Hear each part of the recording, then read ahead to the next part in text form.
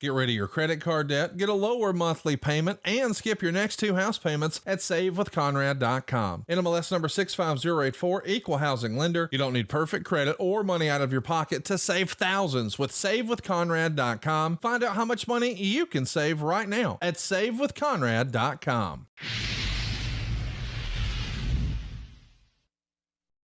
Oh, you didn't know? It's that time, so come on down. We're walking in the Dog Pound Road, D-O-double-G, Dogg and Casio. Talking shop, reminiscing on a flashback. Hall of Fame name with a legacy that's long. That's the legend of the Armstrongs. Questions get answered, oh, you didn't know? Let's start the show. Welcome back to the show. It's Road Dogg and Casio, and you're listening to... Oh, you didn't know? And let me just say, we should totally push record earlier. There's some good stuff going on backstage. We Some left good a lot stuff. on the floor there. I'll There's give a you lot that. left on the floor. You know what I mean? I'd lot of say meat. money on the table. At least if verbiage was currency, silver, maybe gold. Silver. Oh, Well, wow. I mean, it was good. It was good stuff, is what I'm saying. That. By the Yeah. way, is that shirt crushed velvet? It looks silky smooth right there, It's- dude. Well, I'll tell you what, last week you had on your polo shirt. Yeah. So I literally went to a men's store and bought this shirt. And I tell you what, it makes Looks my good. nipples hard. It looks very scaly, like you're a merman. No, I feel like a merman in it. Good. Yeah, no, I had to up my look. It's one of those that is way more comfortable than it is fashionable. If that That's makes all sense. that matters.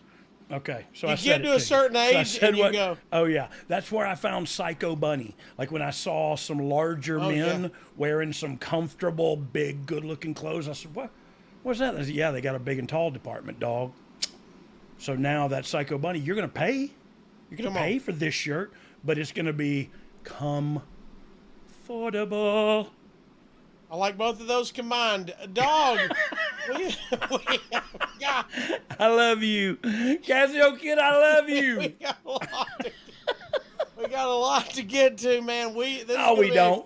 Let's just be honest. We've We got got a one lot thing. of cool stuff to get to, Yeah. but what did you want to say first? I was just saying, we actually just have one thing to get to. Yeah, one really cool thing. One really cool thing. Yeah, is that self-aggrandizing? Oh, learned you that brought statement. that back. Yeah, I learned that statement in an earlier episode. You brought that back. Yeah, because I don't want to. I want to be conscious of it when I do it. And really, it wasn't self-aggrandizing. It was just plugging something that I am very interested in. And if you're not, then we will end the show by saying "suck it," and that will be directed to you. But we're not. We're going to keep We're the show not. going. We're going to blow your goddamn socks off, and you're going to run naked through the house barefooted like Bruce Willis in that stinking Christmas movie. That wasn't really a Oh. Christmas movie. Is it or not? That's a debate we're going to ask our next guest. All right, we're going to bring in our next guest. Very funny gentleman. Ladies and gentlemen, they can guess from Chicago, Illinois. He's never mind.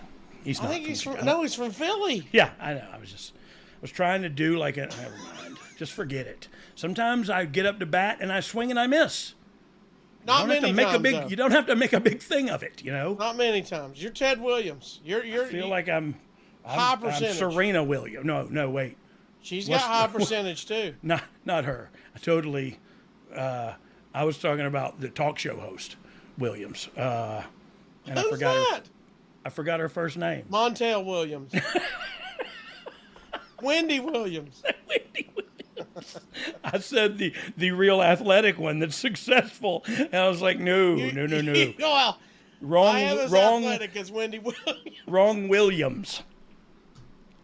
Well, And my performance is like the one where she passed out on her own show. Like that's yes, every that's how time. athletic I am. Yeah. Anyway, This next gentleman is not a Williams. no, We he have isn't. brought him up on the show many times. And so it was logical. We just brought him on. I mean, why Yeah, talk no, it's about him? logical for him to be here. What was illogical and horrible was the segue to introduce him. Yeah, we did not do it justice. So let's let's just just get bring to him it. on. Yeah. Yep. I mean, we wasted Ladies and 4 gentlemen. minutes of time, for the love of God. Ladies and gentlemen, the one, the only, Mr. Blue Meanie is joining us this week. Blue Meanie. Look at him. Oh. Oh, Look at got new the colors. graphic. Look at the Oh. graphic. We have who does I that? didn't even notice that. Look at you. That's Blue not World me. That's Order, new to me baby. too. Like I never seen that before. I'm flattered. Thank you so much. Oh, me and you both. Me and you both. I resemble that remark. Hey, Brian, how are you? I'm excellent, man. Thanks for having me here. Man, I appreciate you taking the time, dude, because you got a much cooler looking studio than I do. Well, this credit to Mrs. Meanie. Well, you can credit that my missus had nothing to do with this. So there, look at the two things. Behind every man is a good woman rolling Amen. her eyes. Amen. So, Amen. Amen. but yeah, she did all this. She decorated. I got little Easter eggs and all that good stuff. But yeah, man, we watch the show every week, and we laugh along with you guys. So it's kind of cool to be able to play along. Yeah, in live time, live. Yeah, look, that's for one thing. I'm honored that you guys give it a listen. I really am. That's not bullcrap, because there are a lot of podcasts you listen to, and the fact that we're one of them, I appreciate that, man. That means something to me. and we've seen the numbers. Not many people listen to this. yeah, so you being committed is really impressive. We can tell when you skip a week, Blue. We've yeah, been meaning to yeah. talk to If you about guys could, please. No, but look, it's awesome. You mentioned your wife, and so I'll talk about that up front. Your name's Brian. My name's Brian. Your wife's named Tracy. My wife's named Tracy. Incredible. We both have great Tracys in our lives. And truth be told, I don't know if it's just socially, but even in person when I see it, your wife has kind of grown and morphed into a character equal to the Meanie. Yes. Is that fair to say? I think it's fair to say I married a circus clown. Yeah. Because she's Is it fair to say that in front of her? Oh, she would take it as a great compliment. I know she would, and that's why y'all are perfect. You know what I mean? It's relationship goals. That kind of honesty, and because that's when you know you met your person. Like, of course, I don't mean it in a negative, derogatory way. I look at circus clowns like, you know what I mean? They're a lost cause. They're a lost art. You know? Yeah, she earned her stripes, man. Because we first got together, we were only living together for a couple months, and I got real sick. And I had to get Really? I had a thing called an empyema, which is a bacterial infection in my lungs, and I had to get lung surgery. And Jeez. I hate to bring this up, but I think I had one of those in Puerto Rico. Is it a meat? It's a bean base? I've met the lady from Empanita before. No, that's so for real. I'm sorry to make light of that. I'm such an a-hole. He survived. We're good. I know, but she was with you before that, through that, and everything. Yeah, when I was in the hospital coughing up blood, she was there with the spittoon trying to make sure I was okay, wipe it down. She could have left. She could have went. She's from Connecticut. She's like, fuck this, I'm out. Yeah. But she stayed. So yes, dude, you got a good one. Hey, amen. God bless her and you both, and y'all's union and the whole deal, because y'all are meant to be, and that's when I see you guys, and I do follow you on Facebook, and I live through, so I have so many questions, and I really do, that I feel like we're friends. I feel like we're friends, and that may be me overstepping, but I do feel that way, and I don't feel like we have spent enough time together to be as good of friends as we are, if that makes sense to anybody but me and you. Hey, dude, I'll say this. You were like one of the first really cool guys to me in WWE. I don't know if you remember, but I told the story about my first weekend in, and they gave me a first class ticket. And I debuted in Philly. Yeah. We're going to go to Baltimore. And being an indie wrestler, I was just so used to driving. I was going to drive from Baltimore to New Haven. Yeah. And not a big deal for you, right? Nah. And Earl Hebner was like, nah, dummy, we fly you. I was like, oh, okay, cool. So we get to the airport in Baltimore. I'm like, looking, it says 1A. I was like, oh, that's behind first class, right? Yes. Yeah, it starts back there. Yeah, nobody sparked me up. So I'm sitting in first class. Oh, I get on the plane, and I'm like, oh man, this is bad. 1A. It's me, boss man, Shawn Michaels, and one other guy. And like everybody on the plane coming in, it's like, you know. Big dog. But when I knew I was really in trouble, Mick Foley walked on the plane and goes, "Oh, Meanie, no." I was like, what, Mick? What, Mick? Take me with you, Mick. Right. Put me in your fanny pack. What? No, what? I don't even know what rule I'm breaking right now. Help me. And then we're flying, and then like somebody from the back goes, "Why is the F the Blue Meanie in first class?" And if there's a door next to me, I just went. He plunged it out the door. But we get to New Haven, and I'm all nervous. I'm just like, oh my god, I fucked up. I can swear, right? I fucked up. Yeah, if you want to. And I was right. It was me, Mick, Al Snow, and Bob Holly. Right? I was like, oh man, somebody's going to shit my bag. I know it. Somebody's going to shit my bag. Because you've heard. Yeah. Oh, and Bob Holly goes, I don't think we shit in bags anymore, but. But I think that was yesterday's real horrible rib. So we get to the building, and Briscoe pulls me aside, goes, "Meanie, I know you're new here, and you're not used to traveling. We'll forgive you." And I was like, "Oh, thank you." And then Bob Holly was kind enough to stand up for me, and saying, "But there was like a garage area in New Haven, and I'm just wandering around, just looking around, and run into the Harris brothers, and they're like, first class." I just went. So it's made the rounds. People that weren't even on the flight are burying you now. Yeah. I mean, it was like telephone, Yeah. But you came up to me and the Harrises, and you're like, "Hey, oh, Meanie's first class." You're like, "Hey, man, just tell them don't be jealous because you got a better travel agent." Nice. That's the truth of it all. Is you can be mad at Meanie all you want to, but. Did you think he bought that ticket? You think you know what I mean? Like what is he supposed to do? And look, there was a time in this industry when that would have been frowned upon, and maybe this was the last end of a dying era. You know what I mean? But it always, like somebody, I don't know. People have asked me before, "Do you want my seat, Road Dogg?"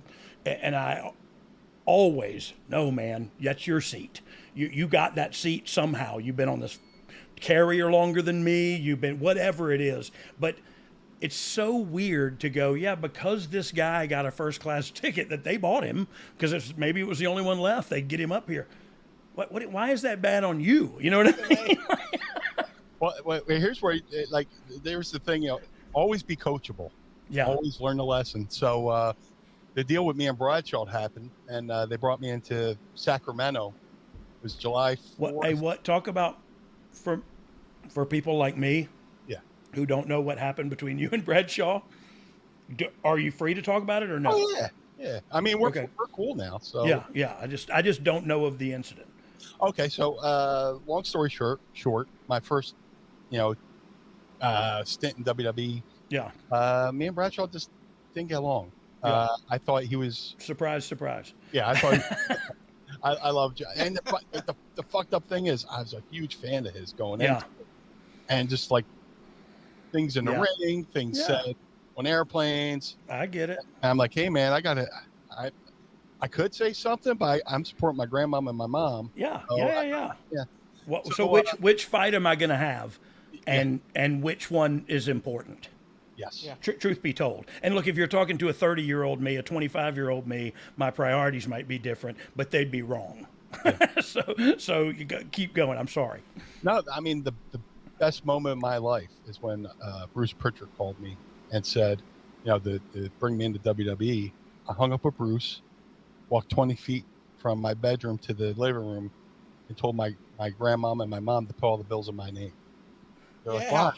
They went, what? I went, I just signed with WWE, and my grandmom grabbed onto the chair, her knees buckled because everybody goes, "Oh, I paid my dues." Well, families pay dues as well. Yeah, oh yeah, and, yeah. Just like with service people and wrestlers and people that are gone a lot, truckers, and you know what I mean. The family pays the price too. Yeah, they supported my wrestling habit. So Man, once it was an WWE opportunity then that you got to pay back the most important people in your life. Yeah, my That's- grandmom only lasted 2 years after that, but I made sure she'd have to lift a finger for it. Amen. Come on, bro. man. And that's what you call living life.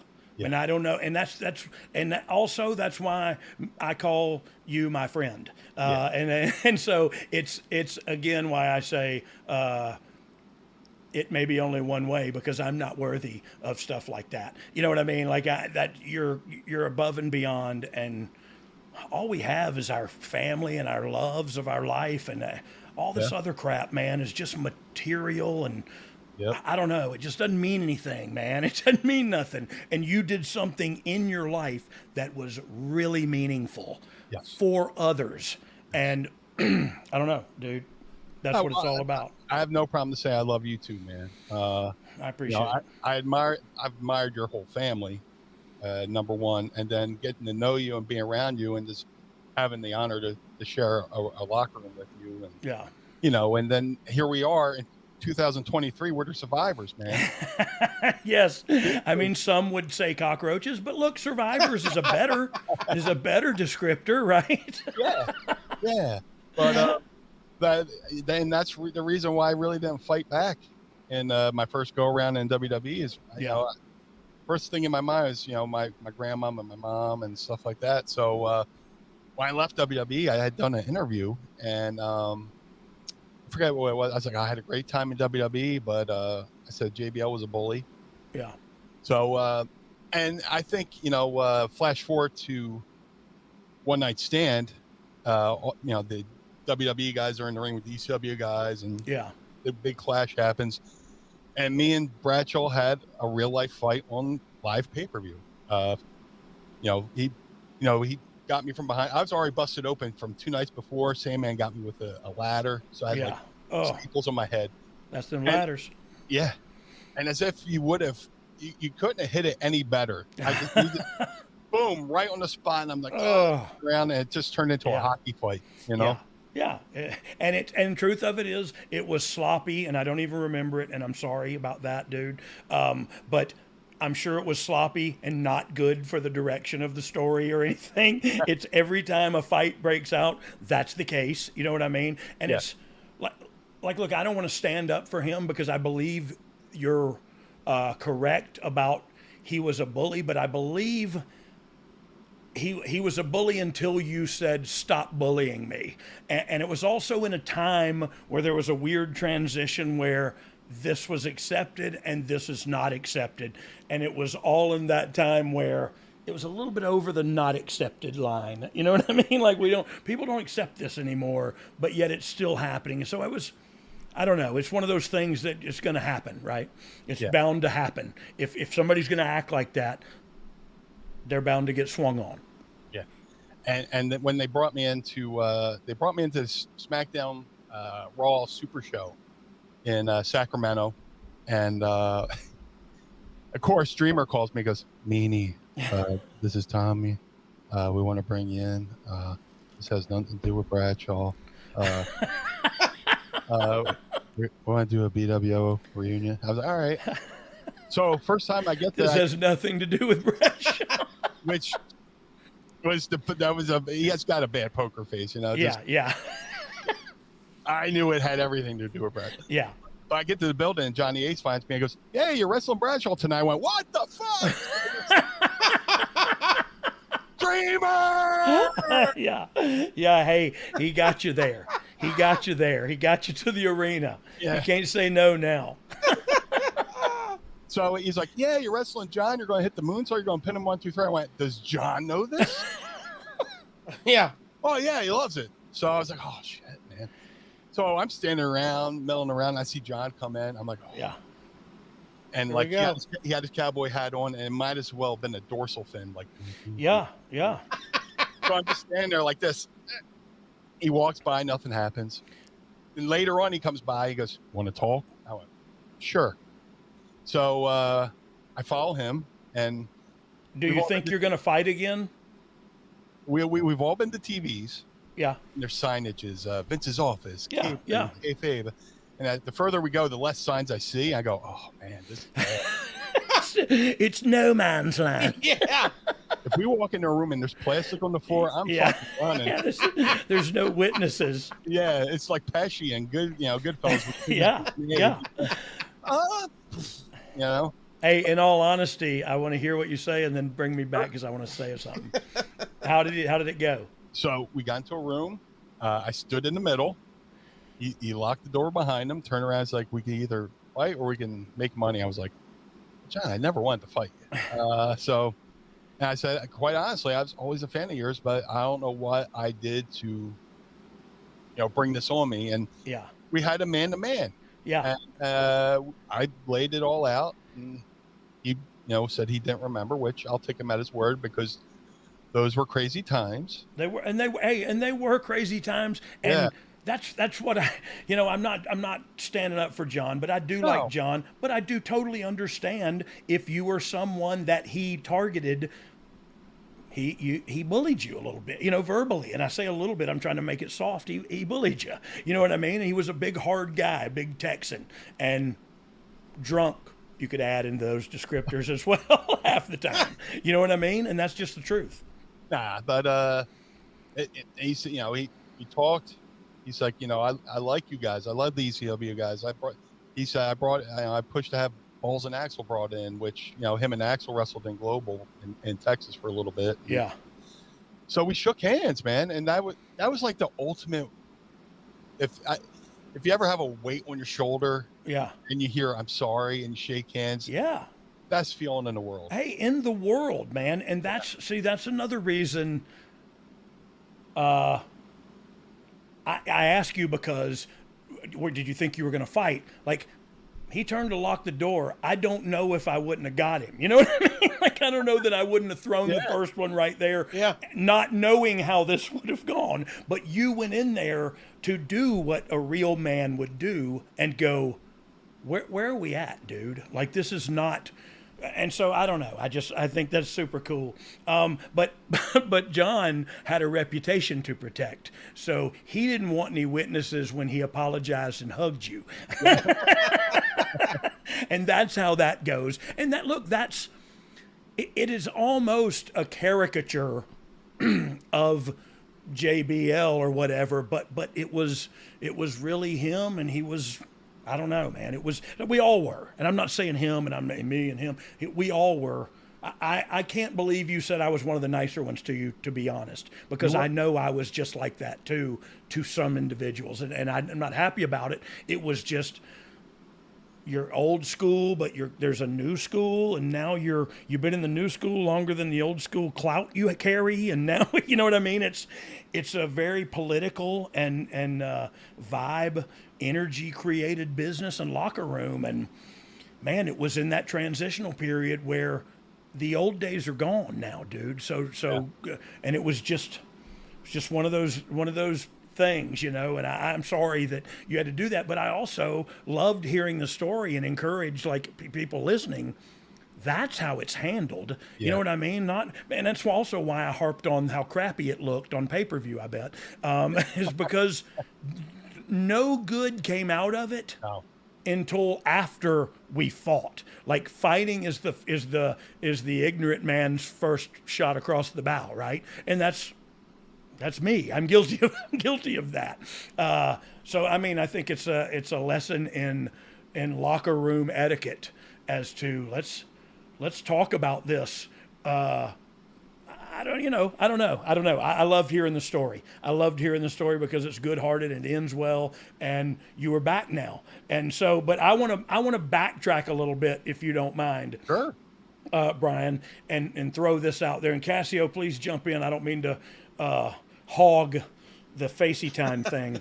This is the fun part about guests. I love being a fly on the wall with you and your boys. So I remember seeing pictures, and I see them from your social media and stuff, of you at all these arenas at iconic times and different stuff. So I kind of like you to walk me through that, because like I said, while we've been friends, I'm not friends with you enough to know this backstory and have heard it 100 times. So I'd like to hear it for the first time. And I think it's interesting for people who, you know what I mean? If anybody on here is not a hardcore fan, they'd be interested into your path into this industry and kind of how you got into it, and from a very young age, that is. Oh, absolutely, man. Dude, it's one day I was 8 years old, and I lived in a small town called Gloucester City, New Jersey, which is right across the road. What year was this? 82. Okay. And I had a neighbor friend, my buddy Sean. I was like, "Hey, Sean, you want to come over and watch the Phillies game?" And he's like, "I'm watching." No, I can't. I'm watching wrestling. I went, "What's wrestling?"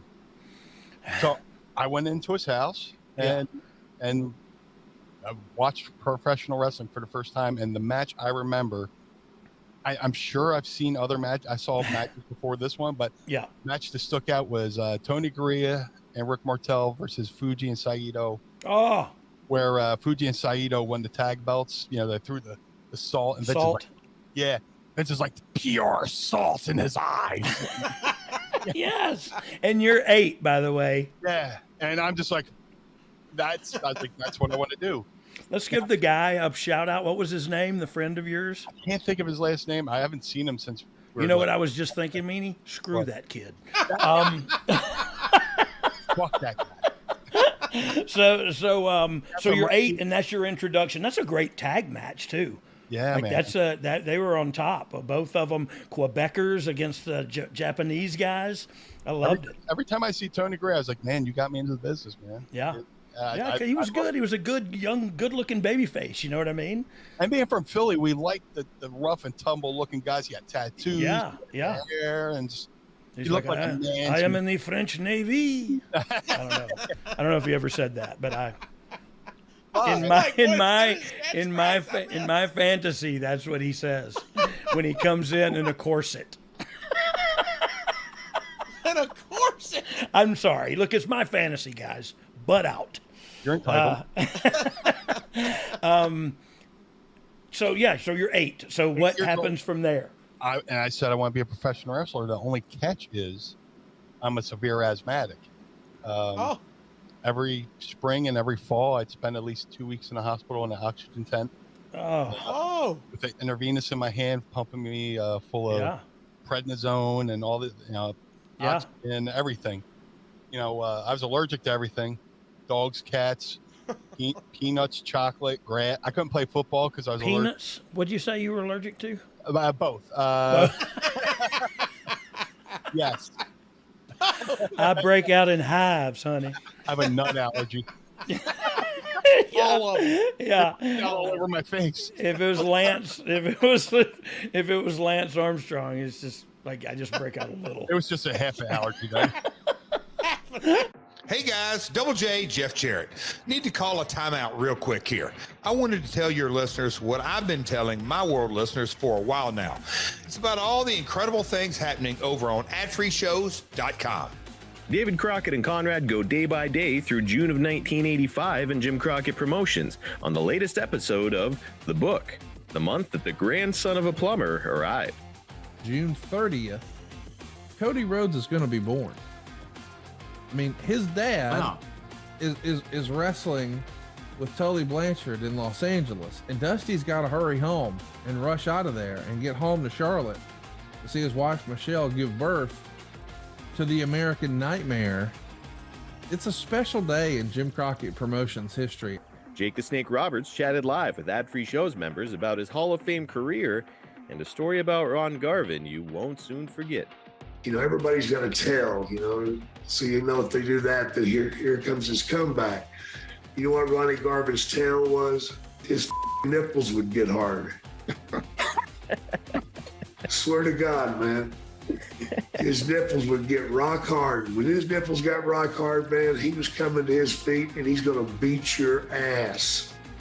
Hey, that's just a small taste of what Ad Free Shows has waiting for you, including a brand new perk, getting to join in on the live recordings of the shows with 4 levels to choose from. See for yourself why Ad Free Shows is the best value in wrestling today. Sign up now at adfreeshows.com. That's right, sign up today at adfreeshows.com. Anyway, you were asthmatic, the man in the boy in the bubble. Yeah, boy in the bubble, man, legit. Yeah. And I told my family, I was like, I want to be a professional wrestler. And they're like, that's cute. So, Yeah. but I was diehard, man, watching every week. So let me. Yeah, I'm sorry. I'll wait for the story to end. Shut me up. Watching every week. Then I discovered magazines. I would make the pilgrimage every week to the local newsstand to, look through the magazines. I'd take the magazines home, lay in my bed to stare at them, and fantasy book in my head what they're talking about. I'm reading the stories. I'm reading the ads. I'm reading the art director. I'm reading the X-ray specs. Everything that's in the magazine. Whatever's there. No, I love the fact that you mentioned the X-ray specs. That was always the guy, right? Yeah. Holy mackerel! I got to get those glasses. But that was my childhood. Yeah, I love it. And then I went to my first show with my grandfather, which was Atlantic City, maybe 82-ish. Main event was Andre the Giant and the Strongbows against Fuji Saito and Blackjack Mulligan. Oh, see, they even did good old 6-man tags on the live events back in the Dizzy. Best of 5. Instead of a best of 3, it was a best of 5. Oh, really? I believe so. Yeah. That's awesome. Yeah, and it was amazing. I still remember it. I remember touching Andre, and I was like, I'm never washing my hand again. I licked Andre. That's how COVID started. Yeah. when Andre, my grandma's like, who's Andre? I'll kill him. Was there a van? Yes, it was a huge van because this guy. Oh God! But that's a real story. Like, and that energy in there turns you on, especially at a young age. Like you see that, and they tell you the story, especially if it was a best of 5. Like. That's drama and these huge superstars in the ring, and that's awesome, dude. It was amazing, and just watching it every week and just daydreaming about doing it. Yeah. And, how did you overcome the asthmatic part of all this? Yeah, just every Thursday we would go to a doctor, and he would give me an adrenaline shot, for my lung. And, it got to the point where my grandfather would have to come to school with a little nebulizer machine about that big with a hose, and he'd have to break the thing and put the medicine there. And while kids are out at recess playing, I'm sitting in the cafeteria breathing oxygen. Yeah. Yeah. My grandfather would take time from his day. Yeah. He wasn't I'll say this, he wasn't my maternal grandfather. Yeah. Father by marriage, but he raised me like I was his own. Yeah. That matters. He was my father. I didn't know my real dad, but he was my father. So he would come to, he was there with the medicine. He was there taking me to the hospital like 2 a.m. when I couldn't breathe. So So the doctor I used to go to, Dr. Brodsky, he said, look, you can come to us every week. I think I found a doctor that might be good for you. A guy named Dr. Hugo Altamirano in Margate, New Jersey, 2 towns over from Atlantic City, because we were living in Atlantic City at the time. Yeah. And I would go there once a week, and they would do the thing where they take your arm and prick it, and they would do the drops and circle what it was and if you had a reaction. Yeah, the allergy test, right? Yeah. So they got me, and from that they got me on the right medicines. So really? They properly diagnosed my allergies, and about the time I started high school, I was actually able to have somewhat of a life. All my childhood, I couldn't play any other kids' reindeer games. I had to watch, and with watching and not being able to take part comes bullying as a child. Oh yeah, 100%. So I was bullied as a child. Yeah. Made fun of, beat up, and then with that comes depression, and with depression becomes depression eating, which didn't help that I was on prednisone, so I ballooned up. Dude, when I take prednisone now, because my gout acts up because I'm old and crazy Southern, I get so hungry and balloon up, and it's crazy. And it affects your mood. Yeah, yeah, it does. It does. It alters it. Yeah, that's funny. If you remember back in the day when Jerry Lewis's head got really bad, that was prednisone. It was prednisone, and he was on it long term, and nobody knew it was bad for you. Yeah. At that point, long term, it's what's so bad for you that they have to wean you on and wean you off of it. Off, yeah. Yeah, just like a street drug kind of. Yeah. But And man, it makes you hungry. So that's cool. I was actually wondering. Okay, so you got a kind of a handle on the physical health issues prior to you starting to train. Yeah. Okay. From in high school, I made a friend. I remember his name, Justin Rosanio. I remember his name. Justin. Yeah. So- Screw the other guy. Yeah. But Justin, you're cool. Justin's cool.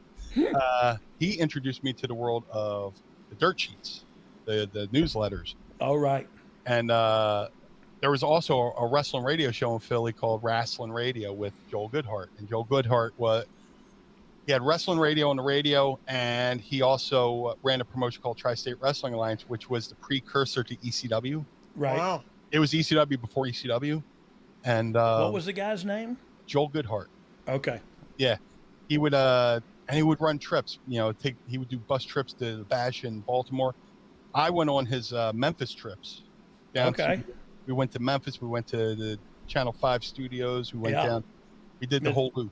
Yeah. We did the Nashville Fairgrounds and everything. Really? Wow. Yeah, and they had to tell us, please cheer the baby faces and please boo the heels. Yeah. Heel down, right? Yeah. But this is where I start learning and getting the kind of start making connections into making that leap into professional wrestling. Yeah. Because like the day after WrestleMania 8, they had an ad that the Monster Factory was having a tryout. So the day after WrestleMania 8, I drove with my grandfather to Paulsboro and had a tryout. That was my next question is your grandfather still alive to see you into the business? Because if he took such care of you, I can't imagine the support he gave you in the industry, He never got to see me live. When I went to wrestling school, I drove. I'm getting ahead of myself. I tried at the Moss Factory. Out of the 12 guys that were there, 3 or 4 of us got called in the office to talk about signing up. Yeah. And I took that, as whatever. I was like, I took that down, and I went back to high school and all this stuff, and then I fell in love. I saw a match with the Malenkos versus the British Bulldogs, Joe and Dean Malenko. Oh, wow. Woo! Fell in love with the Malenkos because I was already a British Bulldogs fan, but I fell in love with the talk about a technical wrestling match.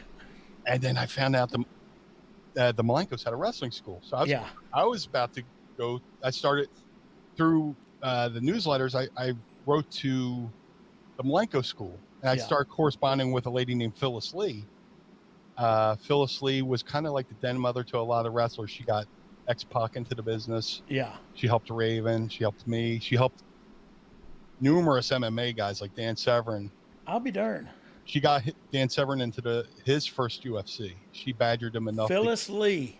Yeah, Phyllis Lee. She was a lady wrestler from the Great 50s. name. I know. I love it. Yeah. There's got to be a movie made about her. Yeah. You know what I mean? There needs to be.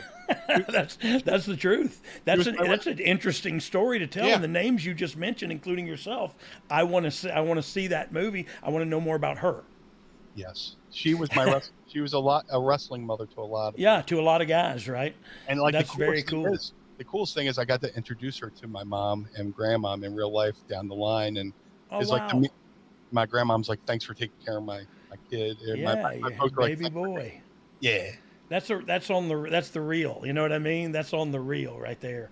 It makes me feel good in my nether regions. That's weird. But so you're training now, or you went back to the Monster Factory?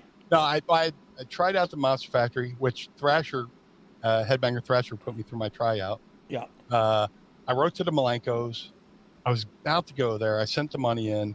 But the cost of living there was like crazy. Yeah. So Phil says, well, there's an alternative. There's a guy named Al Snow in Ohio. In Lima, Ohio.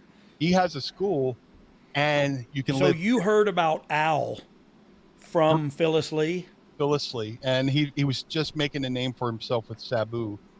He was having this awesome feud with Sabu. he had been in the business 13 years by that point. Yeah, already, right? Jeez. Yeah. Yeah. And, you know, on blind faith, I sent Phyllis Lee, you know, $3,000 Yeah. and drove from Atlantic City, New Jersey to Lima, Ohio, which that's another story. You know, my alternator dies in Columbus. I packed everything I packed my entire bedroom in my car because Yeah. I'm moving away. And I may not come back. Yeah. I may hit it big. I'm there like a month, 2 months, and my grandma calls and says my grandfather's dying from cancer. Oh, And that's it. there's life right there, brother. Yeah. Yeah, right here. Yeah. And I'm sitting there in the office. She's like, you know, Pop, you know, he worked in a chemical plant for 30 years, and he got asbestosis. And she says he's sick, and he wanted me to tell you, don't come home. He said, don't come home. Yeah. Do what you're going to do. So I was like, all right, you know, swallowed a couple tears back. Yep. And continued my training, but it didn't mean I couldn't like go back home to visit. So I would make trips to go home and visit, but I scheduled them around ECW arena shows. Yeah. Yeah. I love it. I'd go home on a Tuesday, see the family, you know, give them a hug and kiss. Yeah. And then on my way out of town, I'd stop in Philly, watch ECW, and then from there drive 13 hours back to Ohio. Oh, Lord have mercy. Yeah. That's commitment. You know what I mean? I want to be this, and I want to be this really bad. And so that story, of course, it's individual and it's yours. You're not the only one who, you know, a lot of people paid that money and went to a school and went to thank God I had a family, because I would have flunked out of the wrestling school. And I would have never made it.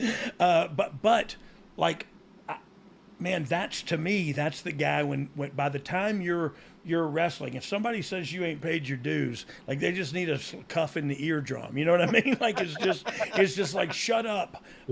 Because nobody knows what people go through and how much they've gone through.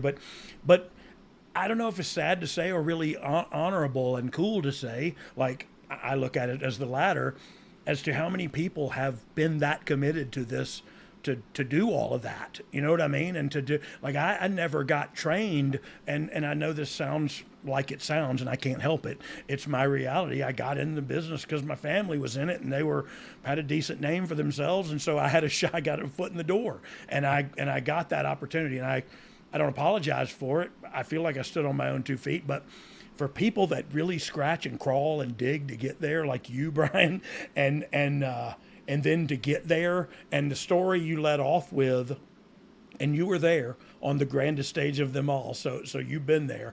The story you let off with out of all of this was, I switched her house into my name, and I did and it was all the heartfelt right reasons. You know what I mean? It's wasn't about I finally made it to I'm going to be a star and I'm going to do this. It's no, I'm going to take care of them now. You know what I mean? And that's super cool to hear you say. I have their signatures tattooed over my heart. I felt like you were just showing me your nipple, but I was down for that too. So what does it say? That's my mom, Leona. I just Heffron. Can't read it because I don't have. Yeah, that's my mom's signature, Leona Heffron, and that's my grandmother's name, Anna Heffron. Anna Reardon. I'm sorry. Anna Reardon. Oh man, and Leona Heffron. Leona Heffron. That's a really cool name too. That's marketable. Yeah, it's my sister. Oh really? Yeah. Yeah. So when I make a character in WWE, name that. Well, I'll have to have your sister sign off on that, I guess. Well, look, let's talk. Have you a people call my people? So you didn't go to the Malenkos. You did go to Lima, Ohio. Yes. Your grandfather, and I apologize, is passing through this time, or? Yeah, it was. Yeah. And there was telltale signs leading into it. There was lawsuits and stuff like that. And it was weird watching the guy superhero. He was my Superman. 100%, dude. Have to stop for a breath. Or I think any man who has watched their father or their grandfather, father figure, that male figure pass away, It's heart wrenching to watch them turn into old men, and you go like, oh man. But it's still the same guy, and you got to remember that. But it's heart wrenching because I didn't know how to accept that, and I'm sure you went, through the same thing. But so let me ask you this, and that's why I ask about that, and I apologize. Sure. No. Well, I mean, I get sometimes it's difficult. It's difficult for me, but did he motivate you to keep going? Was he go Rocky go in this? Through this all, is that what you took from him, or was it he's gone, I quit? You know what I mean? No, he. I had my first match, and I was sending tapes home, and my grandmom told me that like one of his friends came down from Wilkes-Barre, Pennsylvania, to visit, like a goodbye visit. Yeah. And they sat there and watched one of my wrestle matches from Al Snow's gym. And wow. Do you have the match still? It's somewhere. Because dude, I would keep that on speed dial because I would watch that. I would laugh at myself, but love the memory. You know what I mean? Because I'm sure you were great at wrestling at this point. Are you the Zebra Kid? Is that what it? I was I was the Zebra Kid. Yeah. Horrible name. But it was a name of necessity. Yeah. When I was training with Al, I said we went on a class trip, but he took us to K&H to go get gear. Oh yeah, to the actual K&H. Yeah, we went to the house. They had a brick and mortar store. No, it was their house, and okay, nice.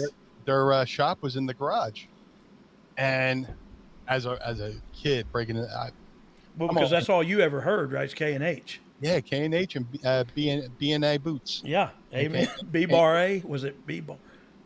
Bill Ash boots. Yeah, Bill Ash was B&A, I guess. K&H was Carl and Hildegard. Yeah, Carl and Hildegard. Yeah. And that was all it was. Like that was, there were these three people apparently that could only make gear and boots. But you walk in and they're making Earthquakes gear, and you go to try something on, and you're going into the restroom, and there's Christmas cards from Bret Hart.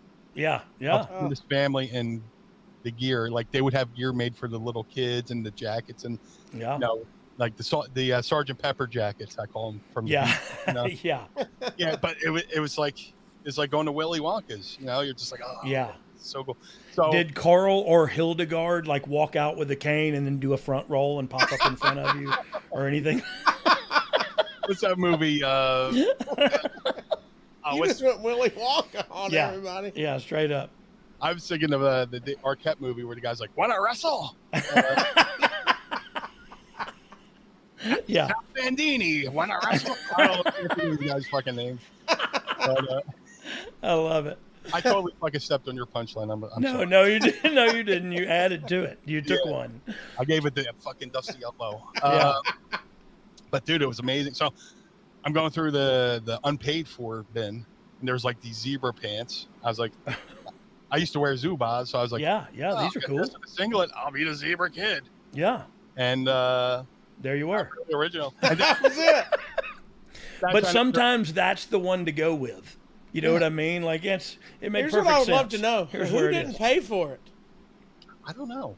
That would be the mystery. I think the other Zebra Kid. That's what I mean. Who signed up to be a zebra singlet and went, it was probably I'm not gonna get that. What was the referee's name that turned Danny Davis?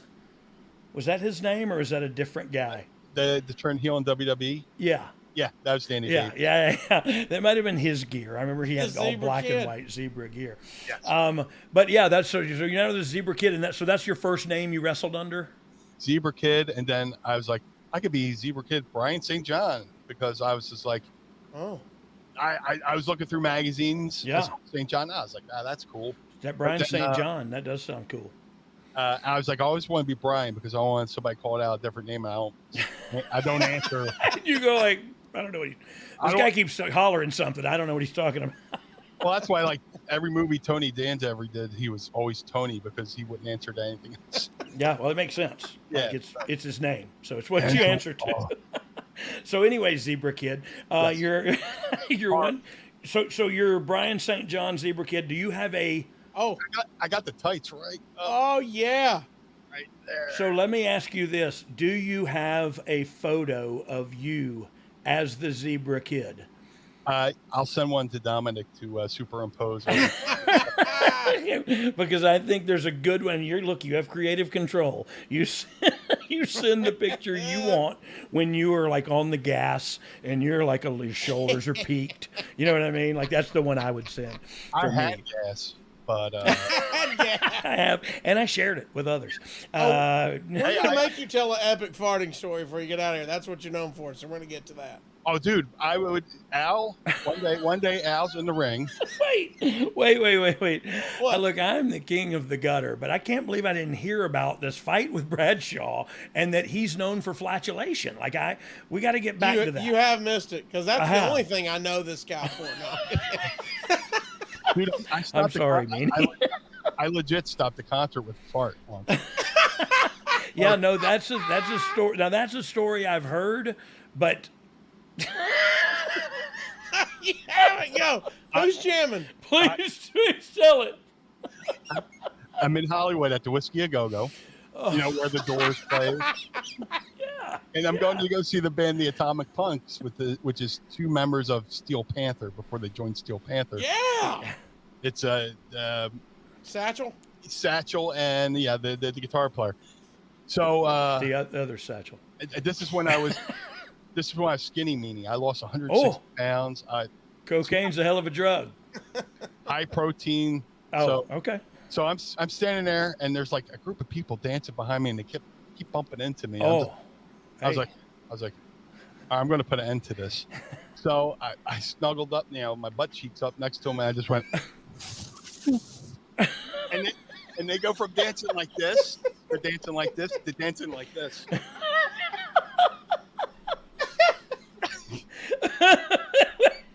The problem with that, Yeah.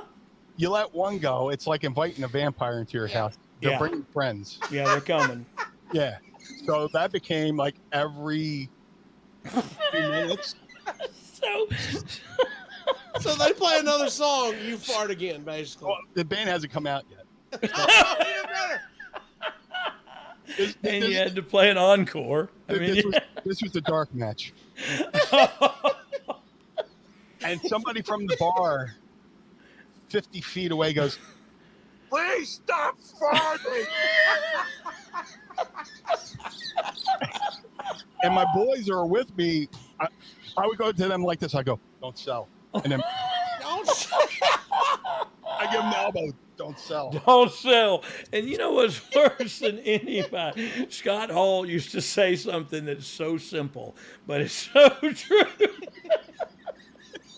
What? He said, nothing's funnier than seeing somebody sell your fart. It's so, I'm going to have a heart attack. It's so true. It is so true. And he used the SHIT word, so it made it funnier. But like nothing's funnier than seeing somebody sell your shit. You just go like, at the time I thought that's the most ludicrous thing I've ever heard in my life.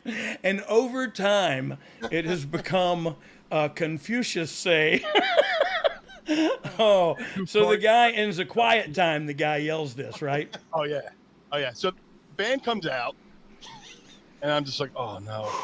I got bubble guts. It's like, just fucking. And the guy, I'm looking at the guy. The stage just comes up to here. The guy walks this way, and then it's like, and then it's like the movie The Perfect Storm with Wahlberg. Yeah. Fucking, And he's at the top of that thing. yeah. And the guy's like, oh. If you're not watching on YouTube, yeah, you missed it. But Gosh. And he goes, whoa, stop. And the so band this is the main band. yeah, the singer, Michael Starr from Steel Panther, who was in the Atomic Punks at the time. Yeah. Ralph Syans or whatever his name is. He goes, whoa, stop. Gosh. He goes, somebody in the crowd just shit their pants. And every fucking hand in the world famous Whiskey and Go-Go goes, Pointed to you. everybody. It was you. Oh God. Yeah, that means everybody's had a discussion. Oh my God. Yeah, they all knew. Like, it's him. It's this mother. They had a meeting. Yeah. The memo had come out. Brian, we had to talk. And, change your diet. Oh my God. Diet or get a cork. So he said, And this sounds like I'm fucking making it up. I swear it's not. I have a text message to prove this. That singer, they were playing the song "You Really Got Me" yeah. by Van Halen, and he goes, "You really got me," and they went right back into the fucking song. And, Oh my Lord, that is picture perfect. oh yeah, Stuff like that does happen. Like I've got a few stories like that. That have Do you happened. know those guys? I became friendly with Michael and Ralph and the guitar player who used to be in Fight. I can't think of his name offhand, but yeah, I got to know him a little bit. I helped them. They did a video for a song called "Fat Girl" that I helped. I went and watched them film. I love that. But yeah, I used to go watch them every week when they were middle school too. Do they know the fart story? I don't know. Man, it ought to be something they talked high tales about around the fire. The fires of the rock and roll If god I ever should chat be. with them, I'm bringing up. Do you remember the time? It's like the old timer says, and one night at the Whiskey A Go-Go, the Blue Meanie came through. The Meanie is strong like bison. All of your old We're gonna timers are need Terry Funk. Yeah, I was trying to do like an Inuit Indian, but instead it just turned into Terry Funk going. I thought you were doing Really? the SS. I thought you were doing the SS Indianapolis story from Joel. That's a great scene. Everywhere you heard screams. Oh, what a great scene. Hey, and the thing with me is you see movies like that and you hear that story and it's all told pretty and wrapped up in a picture by Paramount. But that happened. Yes. You know what I mean? The Indianapolis went down and 1,100 men were taken by sharks by the morning. You know what I mean? Like that was holy crap. That was that club that night. What happened? What happened? Public safety alert. That's what happened when Meanie starts farting. Did y'all not get this? No, we did not. My bad. We don't live where the storm is coming through. Apparently, My bad. It was just a test too. They tested it. It was just a test to see if I'm awake, I guess. Where were we at? So you were the Zebra Kid. You were Brian St. John. You were sometimes the Zebra Kid, Brian St. John. And then sometimes Brian Rollins because I started working for Sabu, and Sabu was running somewhere. I through Al's school. I became friendly with Sabu's because Sabu would come and work Al's school shows. Yeah. And they did a deal where they were trying to find somebody to get their head shaved. Like Sabu would do run-ins on one match a night just to get the crowd fucking in the mood. So they were having and this helped me get into ECW because he had a show. They also had Dreamer, Taz, and Paul Heyman on the show. Oh, wow. And they wanted to do a thing where somebody has to get their head shaved, and me and my opponent have our match, and there's a stipulation. We're like, haha, we're not getting our head shaved. And Paulie and Sabu hit the ring, beat the shit out of us, and shave our heads. Yeah. So, but to get on those shows, Sabu's assistant, a guy named John Pee Wee Moore, who was also an Al student, but he refereed in ECW. Yeah. He's like, Brian St. John, I can't do that. Let's think of another name. And like, we're looking at tapes, and there's like a Henry Rollins. Yeah. We're like, what about Brian Rollins? All right. Yeah, Whatever. That's cool. I don't care. Yeah. It could be. It could be Poop Man, and I wrestle in a brown suit. I'm fine. Yeah. So I was big. I was Zebra Kid, Brian St. John, Zebra Kid, Brian Rollins, Paul Heyman, and Sabu shaved my head on Sabu's show. right. And then later on, when I go in ECW, Paul's like, I know you from somewhere. And I'm like, what? You shaved my head. He's like, that's it. You're the kid. You know, so You're the kid. You're hired forever. And he realized if I was one to get my head shaved, Yeah. you know, Goes right back, circles right back to that commitment we were talking about. Yeah. Crawling, scratching, doing anything to be there. That's above and beyond, man. Yeah. My grandmom hated it, but Your grandma didn't understand. I was her baby boy. Yeah, I totally. And look at a blonde hair, blue-eyed baby boy.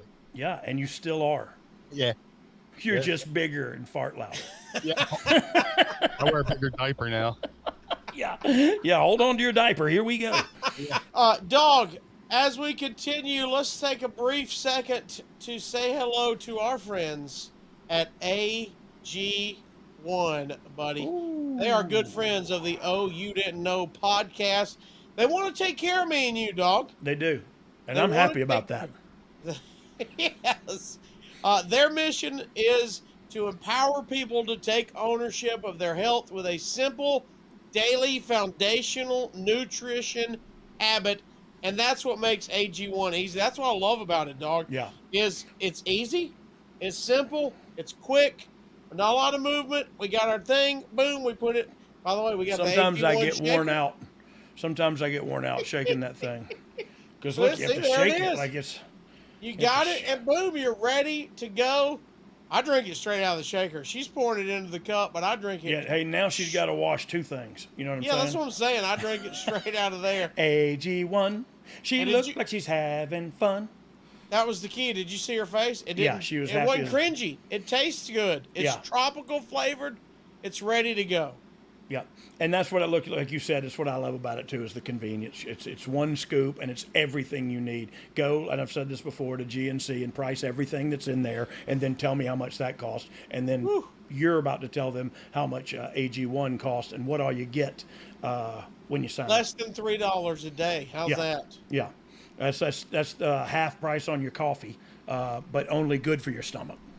But it's just like the coffee. You take that thing in the morning, buddy, you feel unstoppable and ready to stinking go.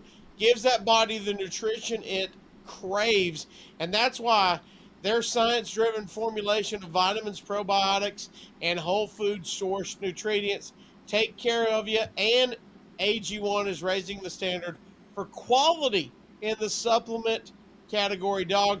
Yeah. I said that probiotics, that's a fancy word for what you love to brag about, that gut health, buddy. Yeah, well, it's from the inside out, you know what I mean? And that's the truth. And it's, look, I have to go to the gym and work out to look better, but I can just drink this one scoop of good tasting stuff one time a day, and I feel better all day. And it's already setting you up ready for the day. HQPs, dog, HQPs, high quality poops. And that's, I believe in gut health, man, and I've read a lot about it, and this gives me what I need to satisfy me as far as feeling good about taking care of my own. And it said like that, like take charge of your own health, man. I don't know if you've been to the doctor lately, but I want to take every preemptive strike I can, and an apple a day just ain't cutting it no more. But AG1 is. And so if you ain't down with that, I got two words for no, sorry. Go ahead with the AG1 tagline. AG1. But here's the deal. You talked about it earlier, Dog, so I wanted to make sure everybody understands. When Dog says, go to your local supplement store, your vitamin store, whatever that is, if you wanted to go out and get everything that's in AG1, you better get 75. That's what it's in there in one scoop. 75 high-quality ingredients. Don't get the cheap stuff. No. Get the high-quality stuff and put that all together. You're not walking out of there for under $3 a day, brother. No. You're taking out a mortgage payment is what you're doing. But right here with AG1, that you're going to get those daily nutrients. It's supporting your energy, your gut health, your focus, your strength, your clarity. It's right there. This everything that Uncle John needs. Yes. One scoop a day. This one little tiny step can make huge benefits in your life. So if a comprehensive solution is what you need from your supplement routine, then try AG1 and get a free 1-year supply of vitamin E and 5 free AG1 travel packs with your first purchase. Go to drinkag1.com/DOGG. That's drinkag1.com/DOGG. DOGG. And check it out now, and we appreciate AG1 for being a proud sponsor of Oh, You Didn't Know. Thank you, AG1. AG1, right, dog. thank you. So is Al's show, Sabu's shows that you're talking about working on and they shaved your head, is this televised? They were recorded. Okay. There's a guy out in Michigan named John Muse, who a lot of people on the independent scene knew, but he almost like became a writer for the WWE back in the day. Really? He back in the day, WWE had this thing. If there's anything you'd like to see in our show, send us some letters. And he sent in this whole storyline booking the Undertaker with I want to say the Warrior, and they kind of half started doing the shit on TV. Oh, really? And they couldn't come to an agreement on something, and then the story just ended like they just stopped doing it. Yeah, but I've heard that's not the first time I've heard that. Yeah. And I don't know if it was about that same dude. But yeah, But they started kind of telling his story on TV. John Muse would film Sabu's show, so he has the tape somewhere. And yeah, that's cool. And look, I'm just trying to get a grip on where you are in the industry at this time. Are you on? Have you been on TV anywhere, or are you just working the indies? The first TV I worked was in Chicago for a promotion called Windy City Wrestling. Oh yeah, I worked for them. A guy named Sam DeCero.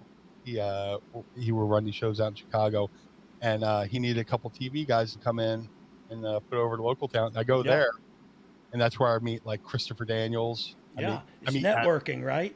I meet Adam Pearce there. He was long hair, dude. Adam Pearce. Yeah, a whole bunch scrap iron.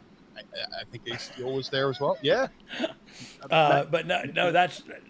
So it was an enhancement gig, like you got called. But see, to me, every one of those, man, is I don't know, it was an opportunity to. That was my first gig in WCW. Was I just got beat every week on TV. Man, I got beat by some guys. You know what I mean? Like I worked with Funk, I worked with Haku, I worked with Flair, I worked with all these Harley. You know what I mean? And so I just threw that last one in to make myself sound cool. I never worked with Harley. But Al also did me a lot of favors. He would put me in the ring with guys like Irish Mickey Doyle, who's that have been wrestling a while. Yeah, Irish Mickey Doyle. I follow him on something. Facebook probably. It might be Facebook. Yeah, I follow Great him. Guy. Yeah. Really a good guy. Always positive and been around forever. So that's a lesson for you, right? Yeah, he trained Rhino. He trained Rhino. That you might get paid for. Yeah. You know what I mean? A lesson in wrestling that you might get a free hot dog out of. Yeah, and a handshake. Yeah, and that was okay too. By the way, it was with me because look, I was hungry and I like handshakes. And but I was in it. I was in it to get better and to be wrestling. Like I hear all the things now, and I know I'm late to the game because of addiction and alcoholism, but like they think all this stuff through with your career, and I'm like, I was high as crap. Like wasn't thinking about my next savvy strategic business move.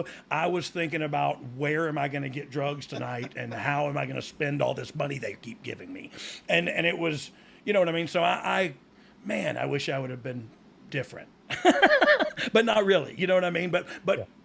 I don't even know what we were talking about. I just started talking about old regrets. I was, working with different veterans. Yes, working with them.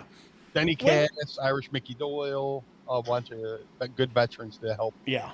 Help. When does Raven come into play? Because I've always heard he had a big part in you moving up. Yeah.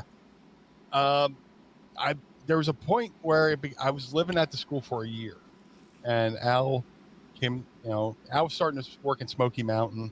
Yeah. And he pulled me aside. He's like, look, you've been here a year, and I've gotten you all these bookings. I was working for Sabu. I was working for Dan Severn. Every Thursday I work in Indianapolis for Mike Samples. Oh, yes. Every Thursday, Indianapolis, Circle City Wrestling. Yeah, I worked with Mike in Memphis.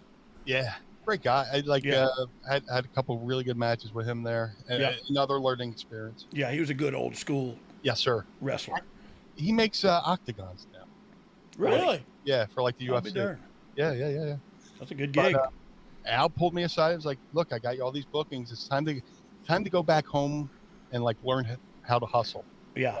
Yeah. Get out there, literally leave the nest and go out. And I moved back to Atlantic City and start going through the newsletters. Here's a school. You with Tracy yet? Oh, no. Okay. This is 90. So she's with you for the money. I got it. Go ahead. Hey, it ain't easy being 100 there. You're right. It's not. Yeah. Not in today's economy. Anyway, no, I'm just kidding. But so you moved back home, and I started looking for different promotions, different schools. I would go out to a school in West Virginia, just roll around with some local guys, try to get booked. I would show up to shows in Baltimore. Now, how far was that drive to West Virginia just to roll around and maybe get booked? 5 hours. Yeah. Jeez. So think about that. And you hear about starving artists in all careers, but it seems sometimes that wrestling starving artists starve the best. You know what I mean? Like it's that he drove 5 hours one way to maybe get a shot on this show and just to be in a wrestling ring so I could work around with some other guys. You know what I mean? Yeah. That was Neil Superior's wrestling school. And then I would go down to Baltimore, but it wasn't until I started working started showing up at Dennis Corluzzo shows. Yeah. He was running in the Northeast. He put me on a bunch of shows. But it was, you bring up Raven. It was a series of 3 shows. I did a show for MEWF in Baltimore, and then there's a show in West Virginia in a horse barn. Oh, I love it. It was dirt floor. It was like that hay looking stuff. Okay. Yeah. And the ring broke, so we had to do a reverse battle royal where the first person in the ring won the battle royal. I love it. All these professional wrestlers had to pretend they never got in the ring before. Yeah, how do I get in here? Right, there's so many ropes. Come get me. Hurry. And I love it. There was a third show in Pittsburgh for a guy named Norm Connors, who amazing guy, amazing promoter, really helped me out. It was one of the first guys who booked me regularly. And on those 3 shows, Stevie, Richards, and Raven were on those shows. And hey, how you doing? Hey, how you doing?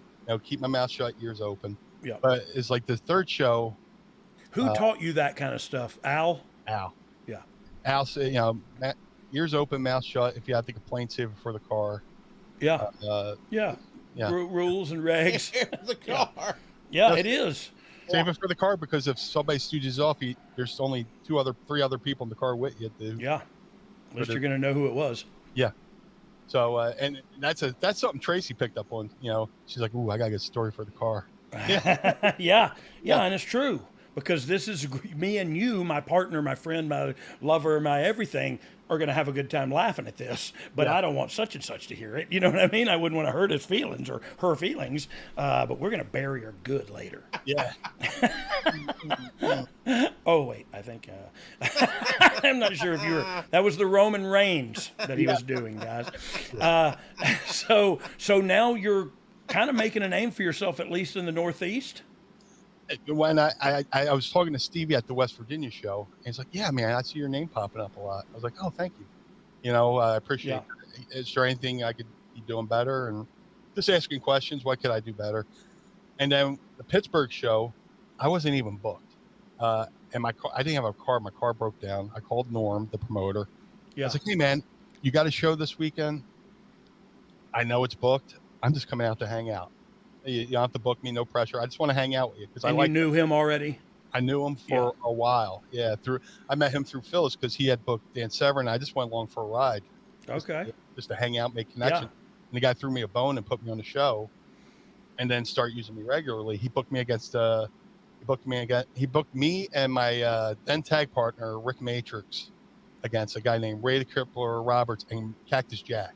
Oh. And awesome. It was Cactus Jack's first match after the deathmatch tournament, where his arm was lit on fire and he was bandaged up, and it was a melee. It was a melee to see the least. But macro, I told Norm, I'm just coming out to hang out. He's like, sure. So I took a Greyhound bus from Philly, because we had moved to Philly to Pittsburgh, his roommate picked me up. We go to, or Norm picked me up, and we went to the first night show. It's like, hey man, I'm just going. I give you a match tonight. I can't do anything tomorrow, but you got a match tonight. I said, that's awesome. I wasn't expecting it, but Yeah. So there's a local wrestler named TC Reynolds. He was like the local guy who would always be the Doink, or he would be the Bat.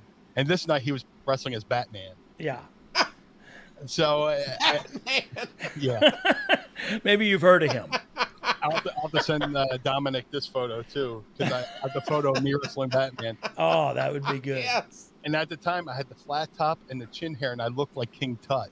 It was very unintentional, but this match worked out. But kind of cool, also. Yeah, kind of cool how it Yeah. worked out. And that's where I got my first lesson of working with a wrestling veteran. Yeah. He goes, hey, kid, the more they pay me, the more I bump. And I ain't taking too many bumps tonight. I went, good, cool. Thank you. Yeah. At least you let me know up front. Yeah. So at the match, And didn't let me call a bunch of offensive moves, and then you just magoo me, and I look like an idiot. yeah. Yeah.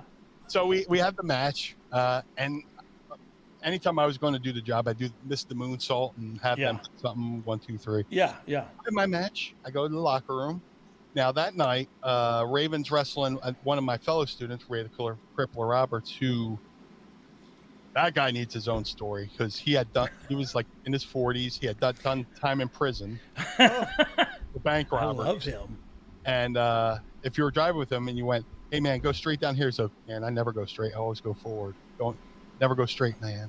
Yeah, because going straight, man. That's a very Tracy Smothers. I don't ever turn, man. I go straight, man. What's your deal, man? I hate you. There's your family. There's your family. So, Anyway. Raven's wrestling him. I'm like, oh, this is going to be fucking great. Yeah. Right? And they have their match, and Raven comes back. Oh, I went, good match, Ray. I really liked your match, Raven. He goes, hey, kid, good moonsault. I went, oh. Yeah. He watched my match. Yeah. So that night, me, Stevie, Nova all crashed at Norm's house. We all flopped house like college kids. Like you do. Yeah, drinking beer, whatever. Yeah. Next day, we go to lunch, and we're going to this Chinese restaurant around the corner from Norm's house. And Raven goes, we have this idea for a lackey for Stevie. You know, he's my lackey. We want a lackey for a lackey. And we want a big fat guy. You're a big fat guy, and do a moonsault.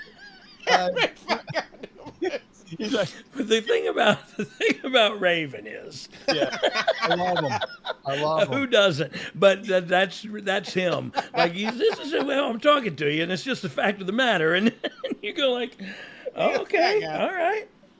You're going to have to wear a half shirt and Daisy Dukes. So I was like, Bobby and ECW, right? He goes, yeah. I go, I'm in. You know? He's trying to sell it to me. I'm like, yeah. And you go, wait, I'm in CW, right? You had me at hello. Yeah. You had me at Daisy Dukes. My friend. So and then So did he kind of create the meanie, or just at least the visual? Yeah, I debuted. I had 2 debuts in ECW. Yeah. The first one got scratched because we lit a fan on fire, and that footage disappeared. Yeah, you should probably not show that. You know what I mean? That's just bad business strategy. Nowadays, we're worried about throwing a drink in their face. Well, we beheaded a man. Rick killed a guy. That escalated quickly. Different times. Anyway, rightfully so, that debut went away. Yeah, that debut went away. And in the meantime, we went back out to work for Norm out in Pittsburgh. And we're driving home, and Raven's like, You ever see the movie Yellow Submarine? I was like, yeah. Every time Raven talks, it sounds like an old door opening to start. It's like, and then the sentence comes out. Yeah. Here he comes. Yeah, I love it. And then I was like, I saw the Yellow Submarine when I was a kid. He's like, you remember the Blue Meanie? I was like, vaguely. He's like, you're going to be the Blue Meanie. I was like, okay. I'm going to be in ECW, right? Yeah. Okay, I'm in. Just dye your hair blue. You want your whole body, but just do your hair for now. Bobby and he said, yeah, all right, cool. So we drove from Pittsburgh area to his house where he was in Cherry Hill at the time in a blizzard. and we crashed. And then when Blockbuster Video opened up, we went and rented it, and we watched it together. And we watched just the Blue Meanie parts. And then Raven had me stand in the middle of a room. He sat in a chair. I sat in the middle of the room, and he just had me cut promos. Wow. Like what they do at the Yeah, PC now yeah. with the skull sessions. Yeah. Raven was doing that with me and other ECW kids back in 94, 95. Yeah. Blue Meanie, do a promo on toilet paper. Oh, well, and I just had to do a promo. Yeah. And and then November to Remember 95, I re-debuted as the Blue Meanie. Wow. And what was that? What was the creative of that debut? Stevie was coming to ring to wrestle El Puerto Riqueño, Oh. Pablo Marquez.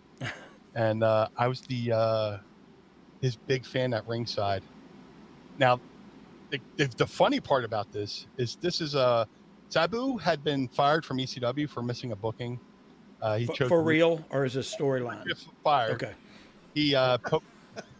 Sabu and Taz were supposed to wrestle, I want to say, Malenko and Benoit, maybe. And Sabu took a New Japan date over ECW. Oh, okay. Before the show started, Paul Heyman and Taz went to the ring and publicly fired Sabu. Oh. Well, the night I'm debuting is Sabu's return. So they sent me in the crowd like a plant. Yeah. We were like, whatever you do, only react to Stevie. Okay, that's my instructions. Just sit there. Don't react to anything but Stevie Richards. So I'm sitting there, and then just, stone face and me just, and, Paul Heyman comes out and goes, cut the lights. And the crowd's like, oh. And the lights come on and Sabu's there pointing and flashbulbs and everybody's losing their shit. And I'm just sitting there like this. I'm the only guy in the front row not selling miraculous return PCW. Oh, I thought you were going to say, cut to me, and I'm standing on my chair going, yeah! Sabu! Some beads hit you. Hey, this is Missy Hyatt, the Walking Riot, and I say that you need to save with Conrad. Jim Ross told me, you need to go with Conrad. He'll save you money. And he did. You guys helped me out great. And when I refinanced it and paid off everything, I think my payment was only $8 more a month. I probably saved at least over $30,000. They make everything so easy for you. Go to Save with Conrad if you want to refi your mortgage or anything with your mortgage. Just go to Save with Conrad.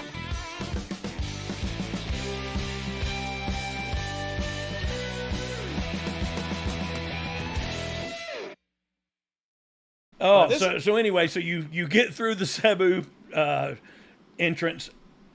When Stevie comes out, what happens? I hear his music and it's like, I turn into Meanie. You turn right into Meanie? And I got my half shirt, I got the paint and all that stuff. And I have a box of a present for him. And Stevie sees me from around the corner. He's like, what's this guy? Who's he? Shirt? Yeah, who's he? And he opens up the shirt and it's an airbrush shirt that says Flock of Seagulls. With pink hearts.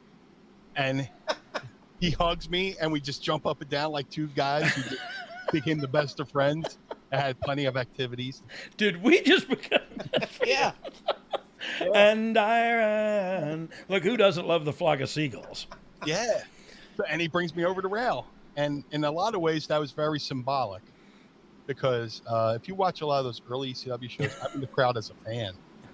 And 2 months before, when Rey Mysterio had debuted, you could like see the back of my head in the crowd. Really? It's like, I'm in the business, I'm wrestling, but like I'm going to the shows, hanging out, and then I go to the hotel afterwards, hang out with the boys. Yeah.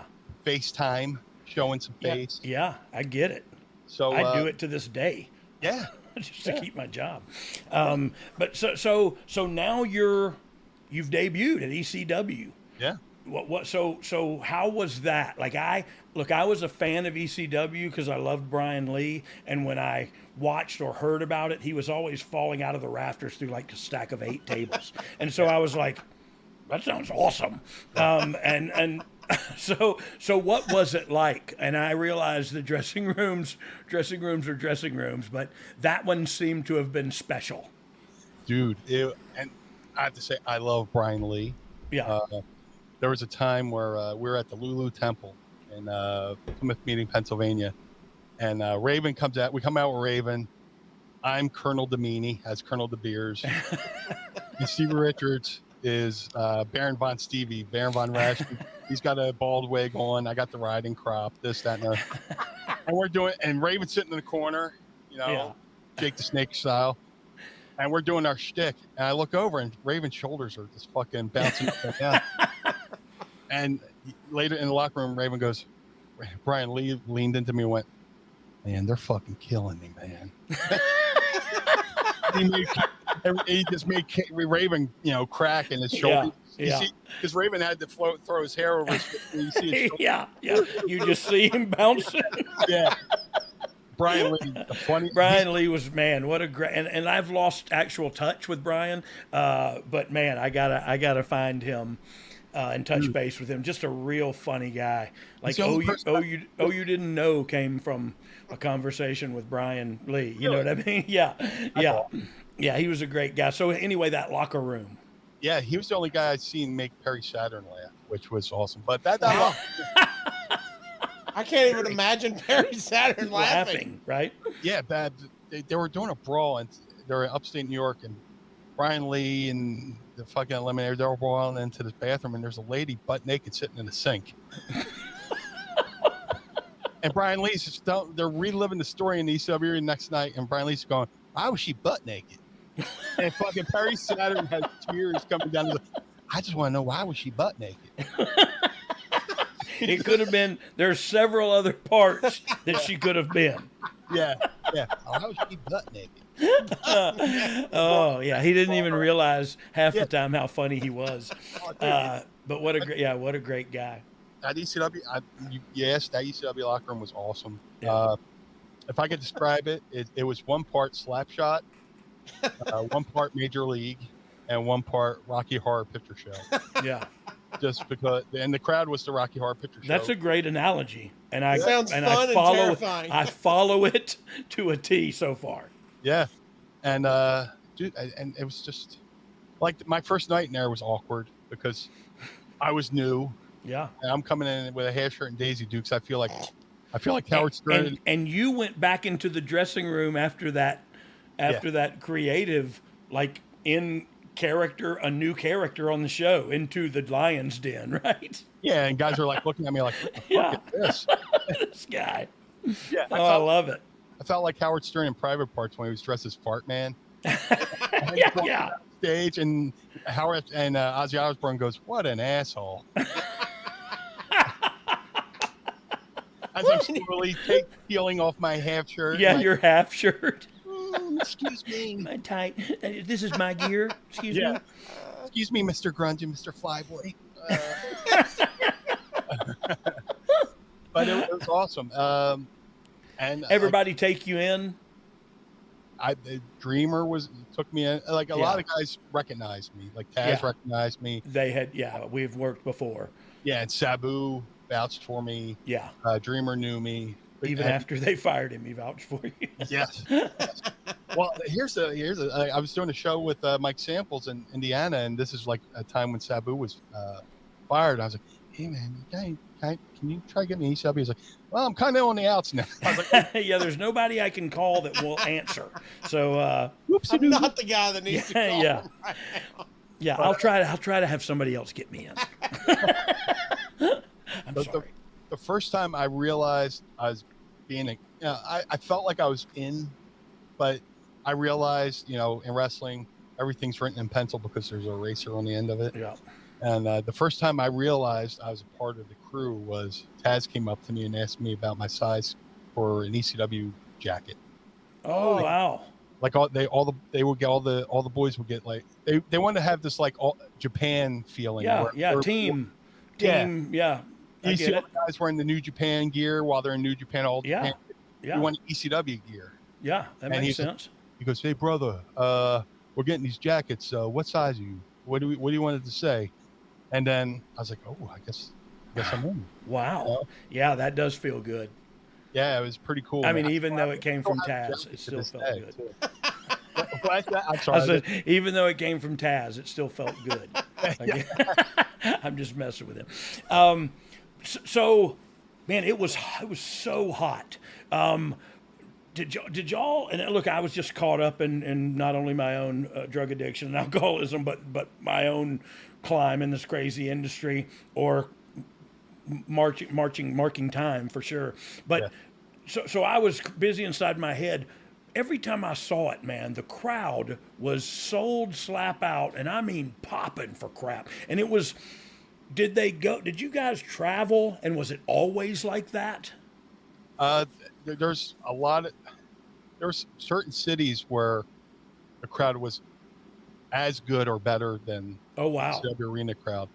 And then there were some towns that were just like, you go to an old school wrestling town and they would still react the same way, but Yeah. not as ravenous as. Yeah. Yeah. Not like stick a fork in his eye. Yeah. Just like use my baby. Yeah. Hit him with my baby. Here's my baby. Hit him with Junior. Oh, I love it. But I mean, there's the ECW Arena. There's the Elks Lodge in Queens. Oh yeah, is that like iconic? Yeah, The Elks Lodge. Yeah. Buffalo, New York, at the Burt Flickinger Center. Those so you just felt the fucking crowd on you. Yeah, the energy, and it was a crazy.